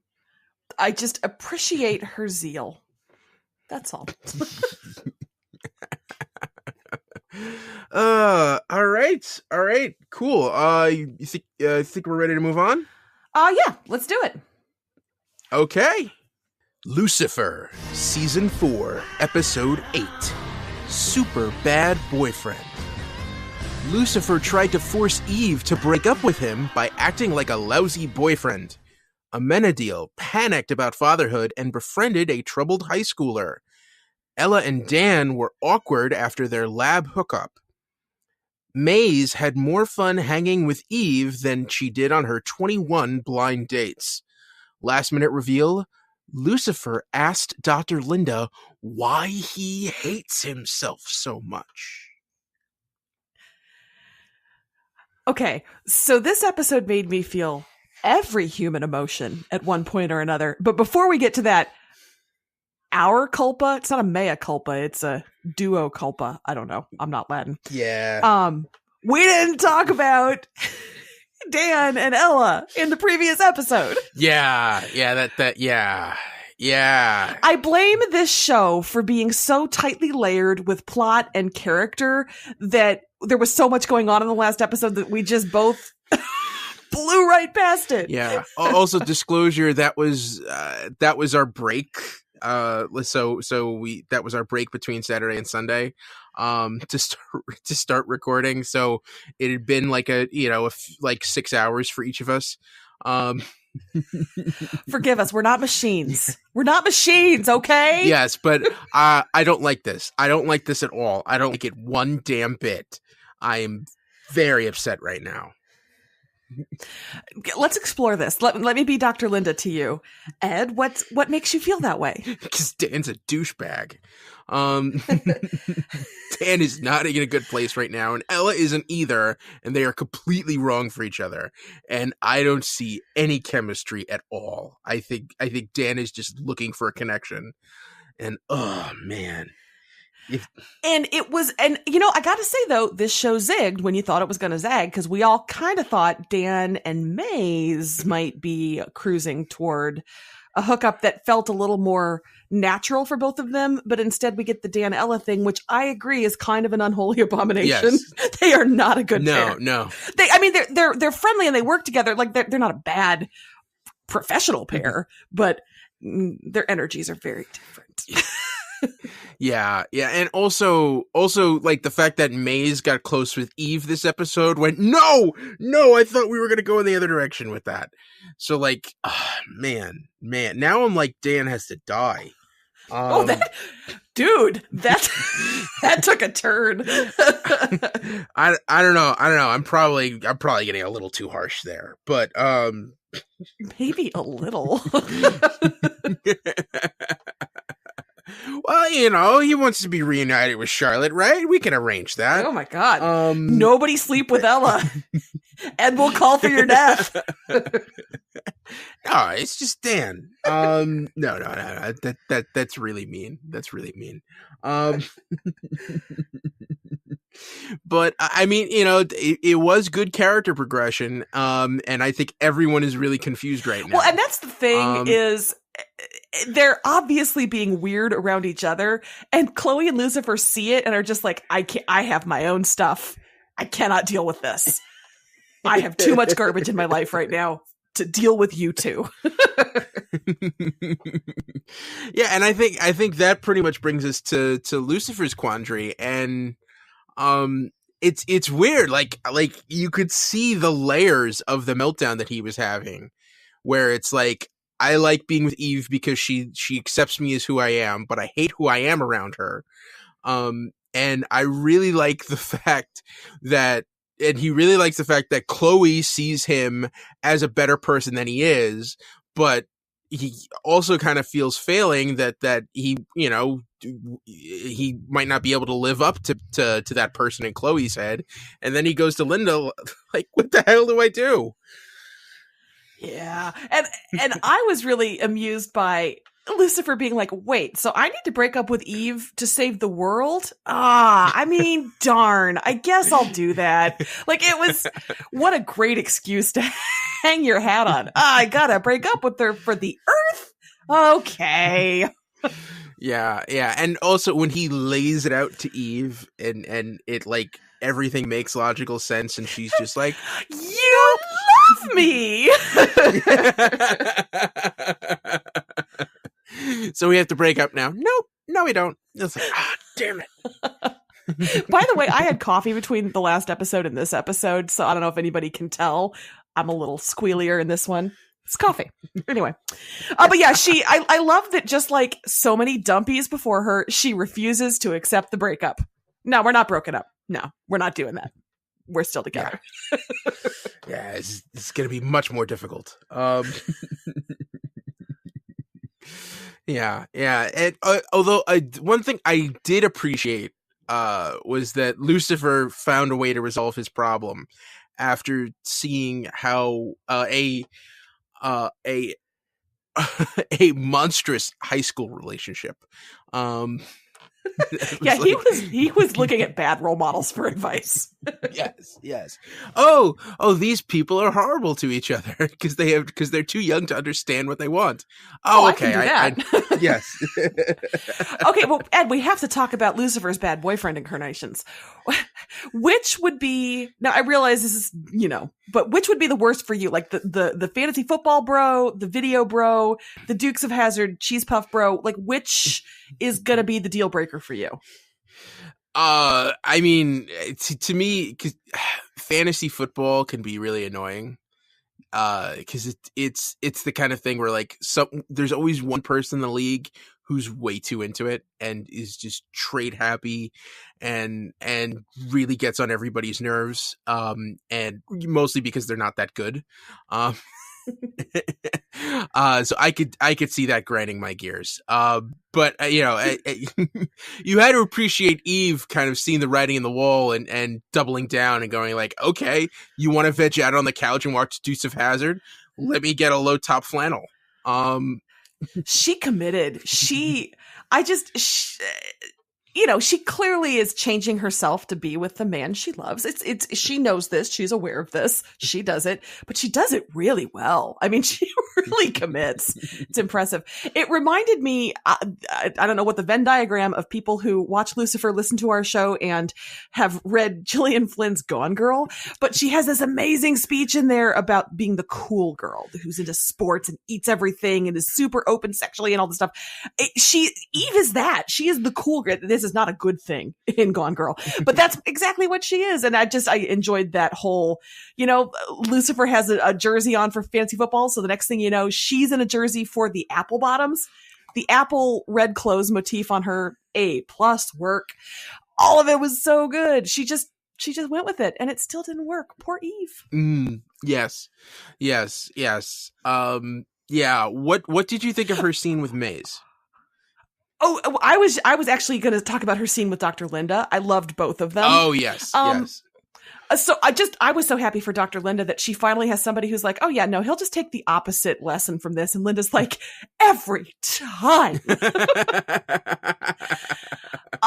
scene with Maze was really, they're kind of great. I mean, I just love that Eve has that propensity for bad, right? Maze is a demon. Eve accepts Maze. They get each other. That whole Marley and Me is a comedy thing. That was great. Yeah. Also, I think it kind of works out because they're not related. They're not blood relatives because. I see. Okay. All right. I get you. Yeah. So there's not that awkward, like, you're kind of my mom, thing that's going around with him. I also loved Maze's dates. The mirror maze, amazing. There's 2 of them out there. There's another Maze. She's a prison guard. Yeah. Well, also that freaky serial killer type with the mustache. I am fascinated that he read as a serial killer to you. That did not once occur to me. Oh man, yeah, no. I mean, he's like Stanley Tucci in The Lovely Bones. It's. I thought that's the only reason he was there. I just thought he was an absolute nerd who was just like, nah, I don't think this is going to work. So the rejection was even harsher. I feel like if he was a serial killer, that actually might have helped his chances with Maze. Yeah, I thought that was the only reason they might have like linked up on eHarmony or whatever app she was using. Funny. I just know that he said "milady," and I was like, "Yeah, nope, get him out of there. Gotta bounce." Also, this says I'm an alpha male, so this really isn't gonna work. And I will say, she was waiting for the 20-second date, and they showed him, and it was a good-looking guy with flowers, and she was just like, "Nah, we can keep talking." I feel like maybe she turned down a good one there, but yes, he probably dodged a bullet, maybe literally. Also, a mustache that bushy in 2019. Why wasn't it on Jim Gordon? I wasn't expecting that either, but you are correct. And then Dan shows up to try to taunt Maze into beating the crap out of him. Dan's not in a good place. Yeah, no. Funnest part of that moment is that Maze picks up Dan, chokes him out, throws him onto the bar, and then says, "Security, get him out of here." And no one says boo to her. The woman who just assaulted another guy. No, she's not let out. It's the guy who she was beating up. That's the guy who has to leave the bar right now. To be fair, didn't she used to be Lux's like manager? I mean, when we met her in season 1, episode 1, wasn't she like managing the bar? Yeah, she was. I mean, I don't know that she still is, but I kind of feel like she still calls it, because that was, I was impressed also with her just be like, "Get him out." That's power. But yeah. Now, do you want to talk about the murder at all? Is there much to say there? Nah, the high school murder is fine. It's whatever. I'd like to talk about Caleb and how I cried actual tears over the crime portion of this episode as regards Amenadiel. Yeah, you had to know that wasn't going to end well. That guy I was caught unawares. I was not prepared for that. Yeah. Like you could just pay off a drug dealer and he'll leave you alone. No. I watched The Wire. It doesn't shake out like that. Baby Michael B. Jordan. Yeah. Sad, but. And it was one of those, this relationship developed over the course of an episode. The kid also had parents. I mean, it was a little strange if you sit down and think through it logically that Amenadiel would make this big connection. But it was powerfully executed. Also, I was surprised.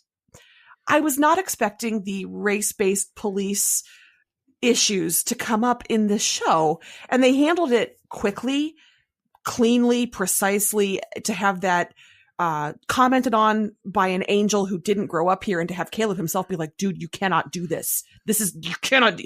That was a really interesting way to handle it. I wasn't expecting it. I thought it was really well done. Amenadiel and Dan had that conversation. It's not going to change anything. It's probably not. Really interesting to have that in there. And then poor Caleb. Yes, yeah, and poor Linda. You think Lucy would mention that session? "Oh yeah, Amenadiel's gonna take your kid and take him to heaven." Should probably watch out for that. The fact that I'm giving Lucifer a pass because he's so self-involved. I don't know that he put it together. Well, I'm on a good day. I'm not sure he'd put it together, and this is not a good day. Well, but just the fact that Amenadiel has clearly lost his faith in humanity. This is a problem. Oh yeah, this is a problem. I just don't think Lucifer was connecting the dots. We were. I mean, I was just like, "Oh no, don't you dare!" This was a really good Lucifer Amenadiel relationship episode. Amenadiel asked Lucifer to be the godfather. Terrible idea, but very sweet that he did. And then when Amenadiel says he knows who killed Caleb, Lucifer just says, "I'll drive." This was a great brother episode, I thought. Yes. Yeah. Oh man.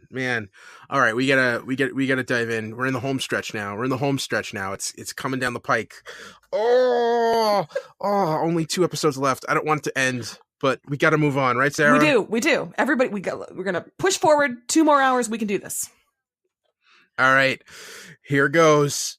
Lucifer, season 4, penultimate episode. Save Lucifer. Lucifer started to assume his devil form as he tried to figure out why he hates himself. Maze realized she had feelings for Eve while the two of them tried to make Lucifer jealous. Ella covered up Dan's misdeed at work, and Dr. Linda helped him talk through Charlotte's death. Linda gave birth, and Amenadiel made plans to take little Charlie to the Silver City.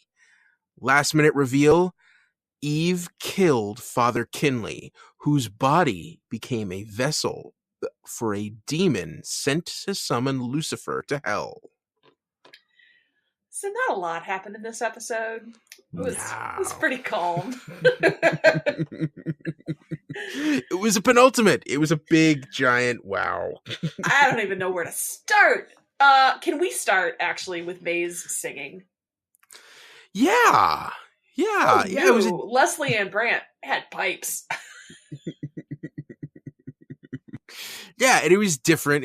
I love the masquerade ball type thing. I thought that was a nice touch. But yeah, her going all heartfelt. She caught feelings. Ugh, poor Maze. And yes. Genuinely, poor Maze. I mean, Eve, that sweet, oblivious idiot, just kept pulverizing Maze's heart under her pointy heel. Oh, poor Maze. You don't know what you got. And then, of course, and then Father Kinley. Yeah, man. What is Eve thinking? Well, and they have written her character in such a way that it kind of makes sense. She did all this to get back to Lucifer, and they were really happy, and he's pulling away, and there's Chloe, and you kind of see where that spiral comes from, and I'm not sure that she would have stabbed him in the neck if he hadn't choked her first. I don't know that for sure, but but I thought in general it was pretty well plotted, and I will say, unlike Cain last season, I understood her motivations. He was always really murky and kind of back and forth, and Eve has just been a little bit easier to track her arc, as frustrating as it's been for.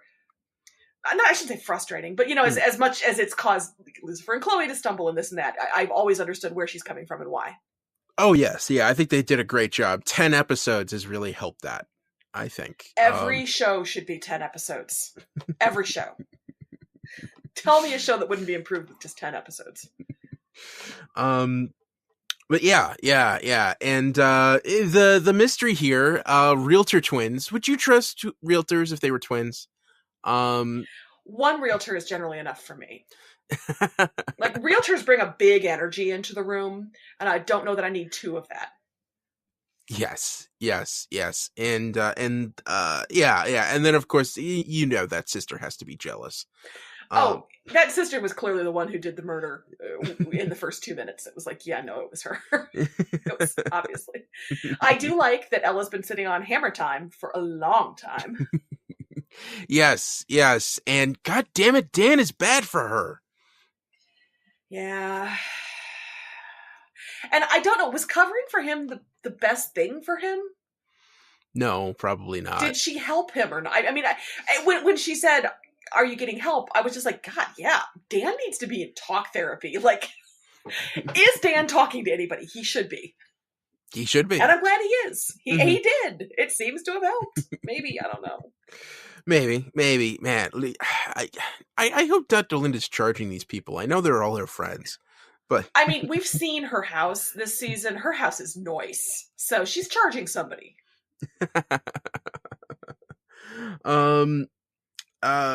Lucifer. You know what? For him, I thought the ass got played.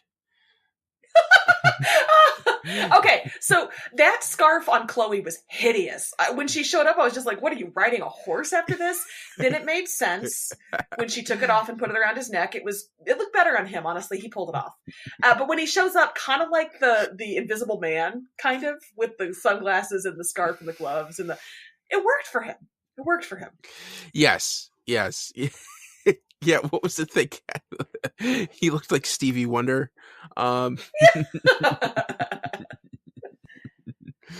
But yeah, he slowly saw his body start turning into his devil self, and he wasn't able to stop it. And who knew? Just saying that you want to help yourself, that's man, that's a step forward. Man, wow. All kinds of revelations, all kinds of emotions flying through this show. Many emotions. Okay, so Linda had her baby. Linda had the baby. Get it? And a minute she's got deal. the demon on one side. No, she's got a demon on one side and angel on the other, and then that angel's all like, "I'm gonna take you to heaven." Oh, Man, don't do that. Man, yeah, they gotta. Shit. I was worried there for a second because, like, I guess he stopped time because she was in sort of like an awkward position, and I wasn't sure if she just like fell asleep or he stopped time or something. But, yeah, that scene was awkward. I read that as her that was normal baby sleep. And because he doesn't have his stop time powers anymore, I don't think. So I think he was just talking. He was doing his evil plan in the room with the sleeping mother of his child. As I understand, childbirth takes it out of you. So, yeah. She was probably really asleep. Did it get you in the heart feels when they named him Charlie after Charlotte? Yeah, that was nice. I actually thought for a second it might have been Caleb after Amenadiel's friend who died last episode. But maybe that's his middle name, Charlie Caleb. Ooh, that's terrible. Good old. They can call him Cece. Yeah, Cece. Did I steal your joke? Yeah, Cece's good. That's fine. Yeah. And the thing is, like, Amenadiel needs to be stopped, and I don't think anyone realizes what the problem is, and this is gonna blindside everybody. And like there's so much that needs to be resolved. There's only one episode left. Huh?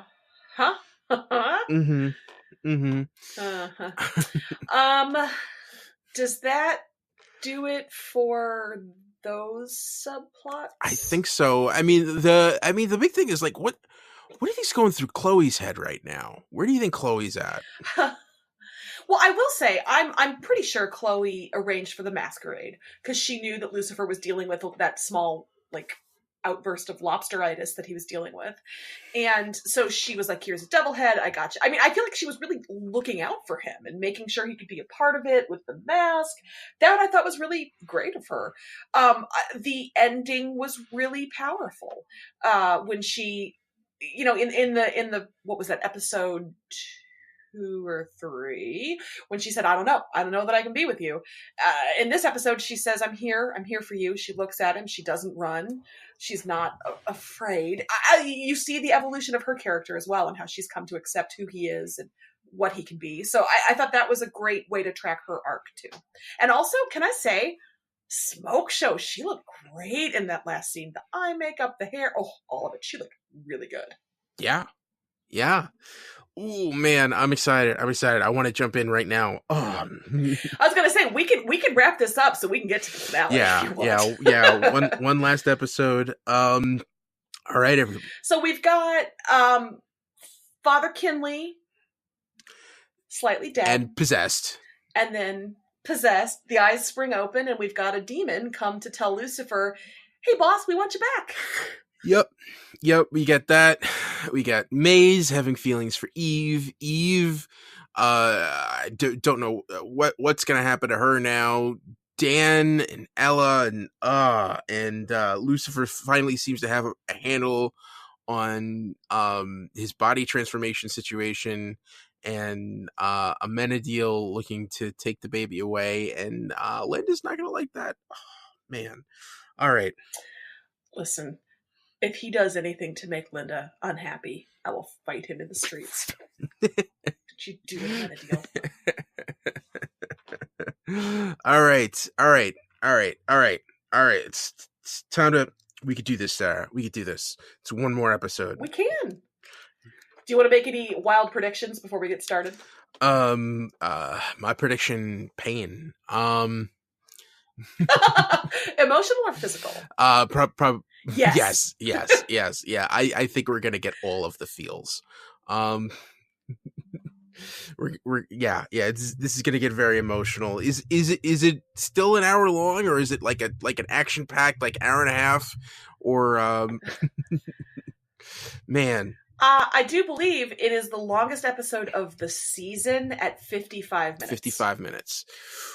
They all started off at kind of 48, and then they ramped up to the 50 mark, and then the finale comes in at 55. So you get 5 extra-ish minutes of goodness. Or badness. I don't know. I'm not saying. Let's get to watching. All right, everybody.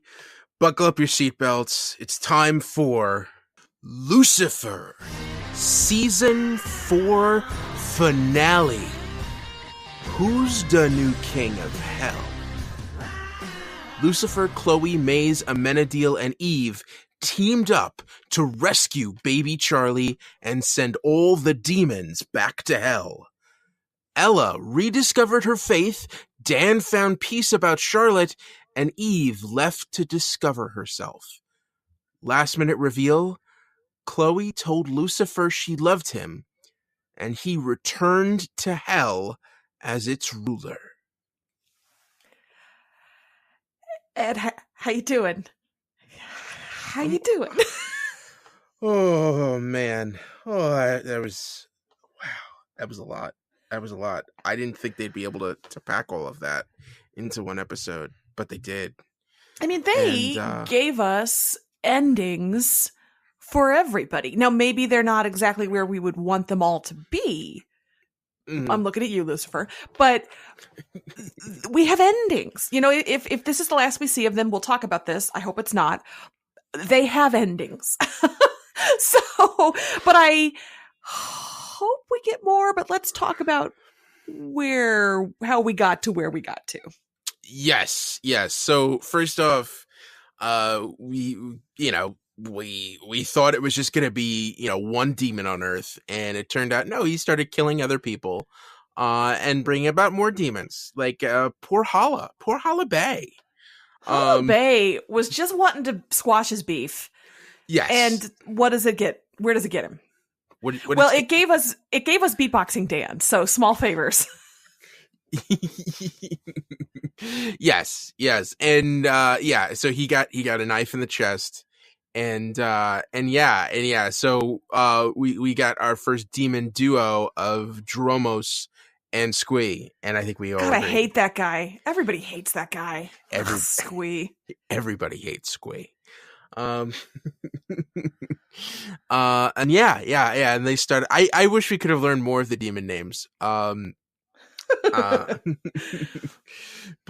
and of course, Eve checked in with them because she thought that they would just follow instructions, and honey, bless your heart, Eve. Mm-hmm.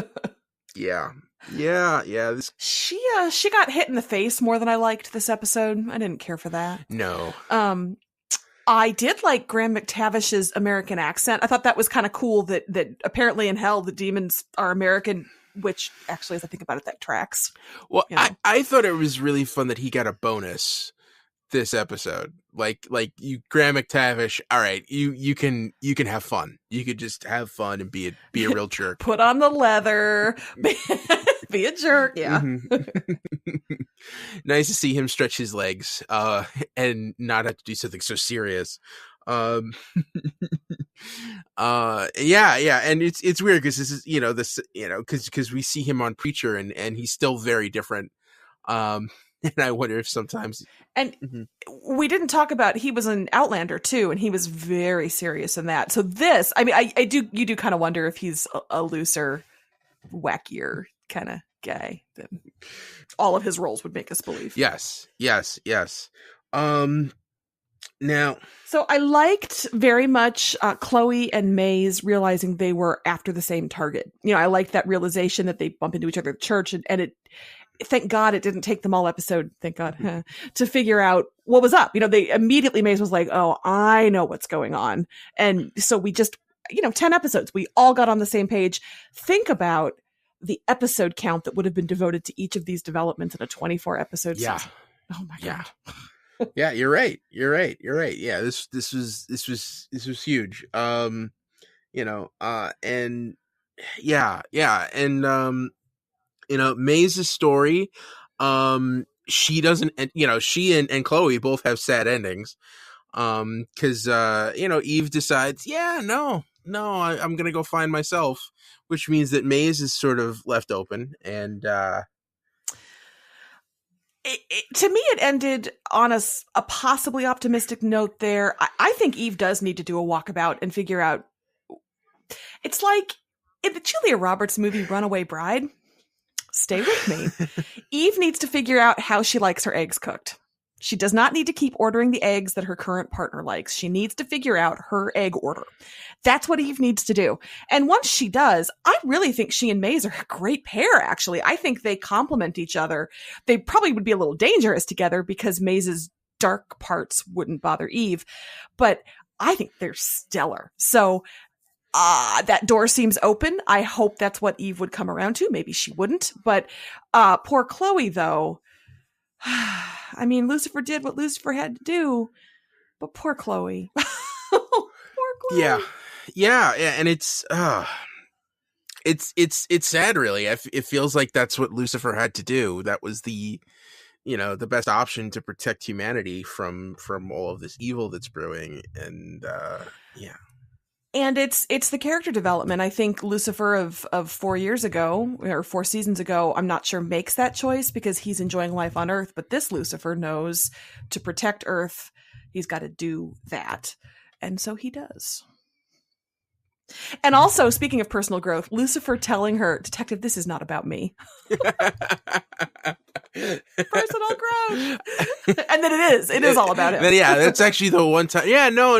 Like, no, this really is kind of about you right now, pal. Yeah. Now, Amenadiel, that turned fast. Did you 100% think he was the guilty party? Oh yeah. Yes. Oh yeah. Yeah. Yeah. Like, oh man. Like, what did he do to the night nurse? Like, oh. And you saw Linda, but not Night Nurse. That's a different comic. Oh no. Series. Yes. Yeah. And you saw Linda was petrified, and it's almost the way that Lucifer ended up, and Maze kind of like got her worked up. And then and then it turned out okay that he decided it was best for them to live on Earth. Well, the dovetailing of those storylines was really brilliant. I thought to bring the pregnancy baby storyline in with the demons Lucifer storyline really tied it all together. And then I'm going to get biblical here. This felt a little like the King Solomon thing with I'll cut the baby in half. This is heavy. And Linda's saying, you know what? It's safer for him in heaven. Take him to heaven. And that makes Amenadiel realize, okay, actually, this is where he needs to be. Nobody's going to protect him better. Now, I don't know that, no offense to Dr. Linda, I want her to have her baby. I'm not sure a human woman is really going to be that effective against demons and things, but the intent was there and I love it. And I want her to raise her child. Don't get me wrong. As long as Maze is in the area, it should be fine. Right? Yeah. That's fine. Yeah, and man, it's gonna be interesting to see. It's weird because I'm interested to see where these characters are going forward, but I don't know. Like, I can't figure out what's the next step. Like, yeah, in some ways they're in good places to where another season would just disrupt that order in a way. Let's talk about Ella, for example. How thrilled are you with Ella's final landing? Yes, yeah, and it's weird because it was a very talky scene, but I'm glad that that's how they did it. How she talked her way through to get back to that philosophy. We did this all, of course, in the binge model, so we did not get tweets or really conversation from listeners. But I will say I was talking with my friend Tanya Mel on Twitter. Well, we were texting, but she pointed out that everybody knew Ella was struggling. Chloe knew. Lucifer probably knew. Nobody at any point said to her, actually, it's all real. Like, were they bad friends when someone is drowning like that? To not throw her that lifeline and say, no, I know, I believe, I know, I've seen it. was that the one misstep here that Ella suffered needlessly when her friends could have given her comfort? Yeah, but I think the hard part is like, how do you broach that conversation?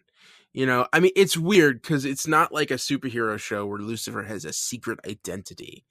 But it's also the same part where, like, if he just starts revealing himself to everybody, you know, then is it gonna lose some of its meaning? And also, you know, what the huge quandary you get into when all of a sudden, you know, the entire world finds out that evidently the devil is living in Los Angeles. I don't know. I don't know what the best answer to that is. It was an interesting perspective that she brought up, and I see the argument for, I do see the argument against. It was interesting that they talked about it at all. Hey, should we tell Ella and Dan to get them up to speed? No, it's going to take them too long to process. I actually think Ella would roll with it faster. Dan would never come around, but I feel like Ella would be like, yeah, got it. That makes sense. Okay, what do you need? Yeah. So that feels like a season 5 thing. That to me feels early in season 5. You let Ella in on the secret, but that's neither here nor there. Oh, I do not want to forget to talk about this. Let's talk about the opening number. Oh, yes. AKA the best thing I watched all week. yes, that musical number. And yeah, Ella had dance moves. And we always suspected it. Yes. And Dan pulls the Dirty Dancing, jumping into the Dirty Dancing lift. And of course Tom Ellis can dance. Of course. That whole thing was delightful. Now, one thing, okay, so we should say they have not announced season 5. We do not know for sure. To me, it feels like there's been chatter and goodwill, and every review and recap I've seen has talked about what a great season this was. I'm hoping that means good things for season 5. We don't have anything official. One thing they've talked about with season 5 is they would like to do a musical episode if they get one. So this makes me even more committed to #Lucifer season 5. Yes. Yeah. And you've had some great musical moments over the entire run of this show. And this season in particular, I would buy singles of Lucifer singing Creep. I would buy singles of Leslie and Bryant, of Maze singing Wonderwall. Somebody really likes 90s college radio jams, and I appreciate that. It's really my sweet spot musically. But yeah, I thought all the musical cues in here were fantastic this season. But you're right, over the course of the show too, its life, it's had good stuff. Yeah. Oh, all right. We got through it. Chloe loves him, and he leaves and looks sad and alone on his iron throne. So yeah. Let's hope she doesn't take it out on Trixie. She would never, you monster. What? I have never liked Chloe more than I have this season. I thought she was relatable, understandable. Everything about her acting. She does more with her eyes, like her wet, tearful eyes, than a lot of actors do with voice and movement and song. And she was just outstanding this season. Yes, yeah, and I think in past seasons, I don't know if it was just the structure of the show or whatever, but she always came off a little flat in the chemistry, but that 500% improved this season. Yeah, I don't understand what Netflix did, but whatever alchemy they worked, just bam, it was good. Mm-hmm. Yeah, and I thought I've defined arcs. I think this was really solid. I'm, fingers crossed that it gets a season 5. I mean, just looking forward, and the places that we go. I mean, whatever happens, if you do get a season 5, I doubt the first episode will be a procedural. Well, it did it feel to you like they were moving away from that the less they could put into each episode about it, the better for everybody? Yes. Yeah. Especially towards like the last 3 or 4 episodes, they pretty much abandoned that format. Yeah. Which was fine with me. Mm-hmm. Yeah. So yeah. I mean, now I guess is the point where I would ask if there was any news. but I mean, the only thing, this isn't news, but if you need a little bit of a come down after 10 hours of this, you will find Tom Ellis reading your thirsty tweets on video. And that is worth a 6-minute watch if you just need a little bit more. People are horny monsters, and Tom Ellis knows that and reads it. And the way he pronounces ass every time is with this hard American accent, and it's charming and delightful. There is no news. There is just me telling you, ease down off this Lucifer high with Tom Ellis reading thirst tweets. Yes, that's my recommendation. So that's just vital information for your everyday life. Yeah. I mean, it's kind of news that I'm telling you to do this. So. But otherwise, no. I mean, just be on the lookout. And of course, if we hear about an upcoming season, a renewal for another season, we will let you know immediately on our regular podcast. Yes. Every week. Yes. This was a lot of fun. I had a lot of fun doing this, but I'm also really glad that there's only one show that we do this for right now. Same. And between recapping for EW and then this, I've had a lot of Lucifer in my life. I love the show, but I am kind of glad to have my life back. I've spent more time with Ed this weekend than with my husband. Yes. Sorry. And it's Mother's Day. No, it's been great. I know. Our poor moms. Yes. And there's an episode of Supergirl on tonight. I'm recapping it. So thank you so much, everybody, for listening. If you made it through this, give yourselves a pat on the back. Actually, tweet at us at DCTV Reports. And let us know what you think. Did you like the season as much as we did? Did you have qualms? Do you want season 5? Are you good with where it is? Tell us. Give us your thoughts and feelings. Yeah, exactly. Yeah, yes. Do that. I think we're just winding down. Sarah, is any last things you wanted to say to the listeners, or? Well, I would say if anybody is listening because they're Lucifer fans and they don't regularly listen to us, we recap all live action DC television shows that air on television or stream on services. So if you're a CW superhero watcher, the Arrowverse, if you are doing the DC Universe thing, we've got Swamp Thing coming up. We had Titans. We're doing Doom Patrol. We do all those. So, give us a listen. We drop usually Saturday night, Sunday morning, right? Yeah. It's Saturday night at midnight. So we'll be in your feed Sunday morning. Thanks so much to everybody. I think I'm just gonna wind it down here. That's a DC TV report for this season of Lucifer. You can find us on Twitter. I'm at Edward O'Hare TBD. I'm at Sarah Netzley, SaraNetzley.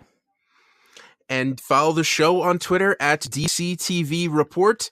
Send along your emails to dctv@wickedtheory.com. Also, be sure to subscribe to our show on your podcast app of choice and rate and review us. That helps more people find us. Check out our sister shows, the Wicked Theory podcast and Preacher vs. Preacher. This has been a Wicked Theory Studios production. Executive producer, Bill Sweeney. Visit us at wickedtheory.com. Shazam, everybody. Shazam. Shazam.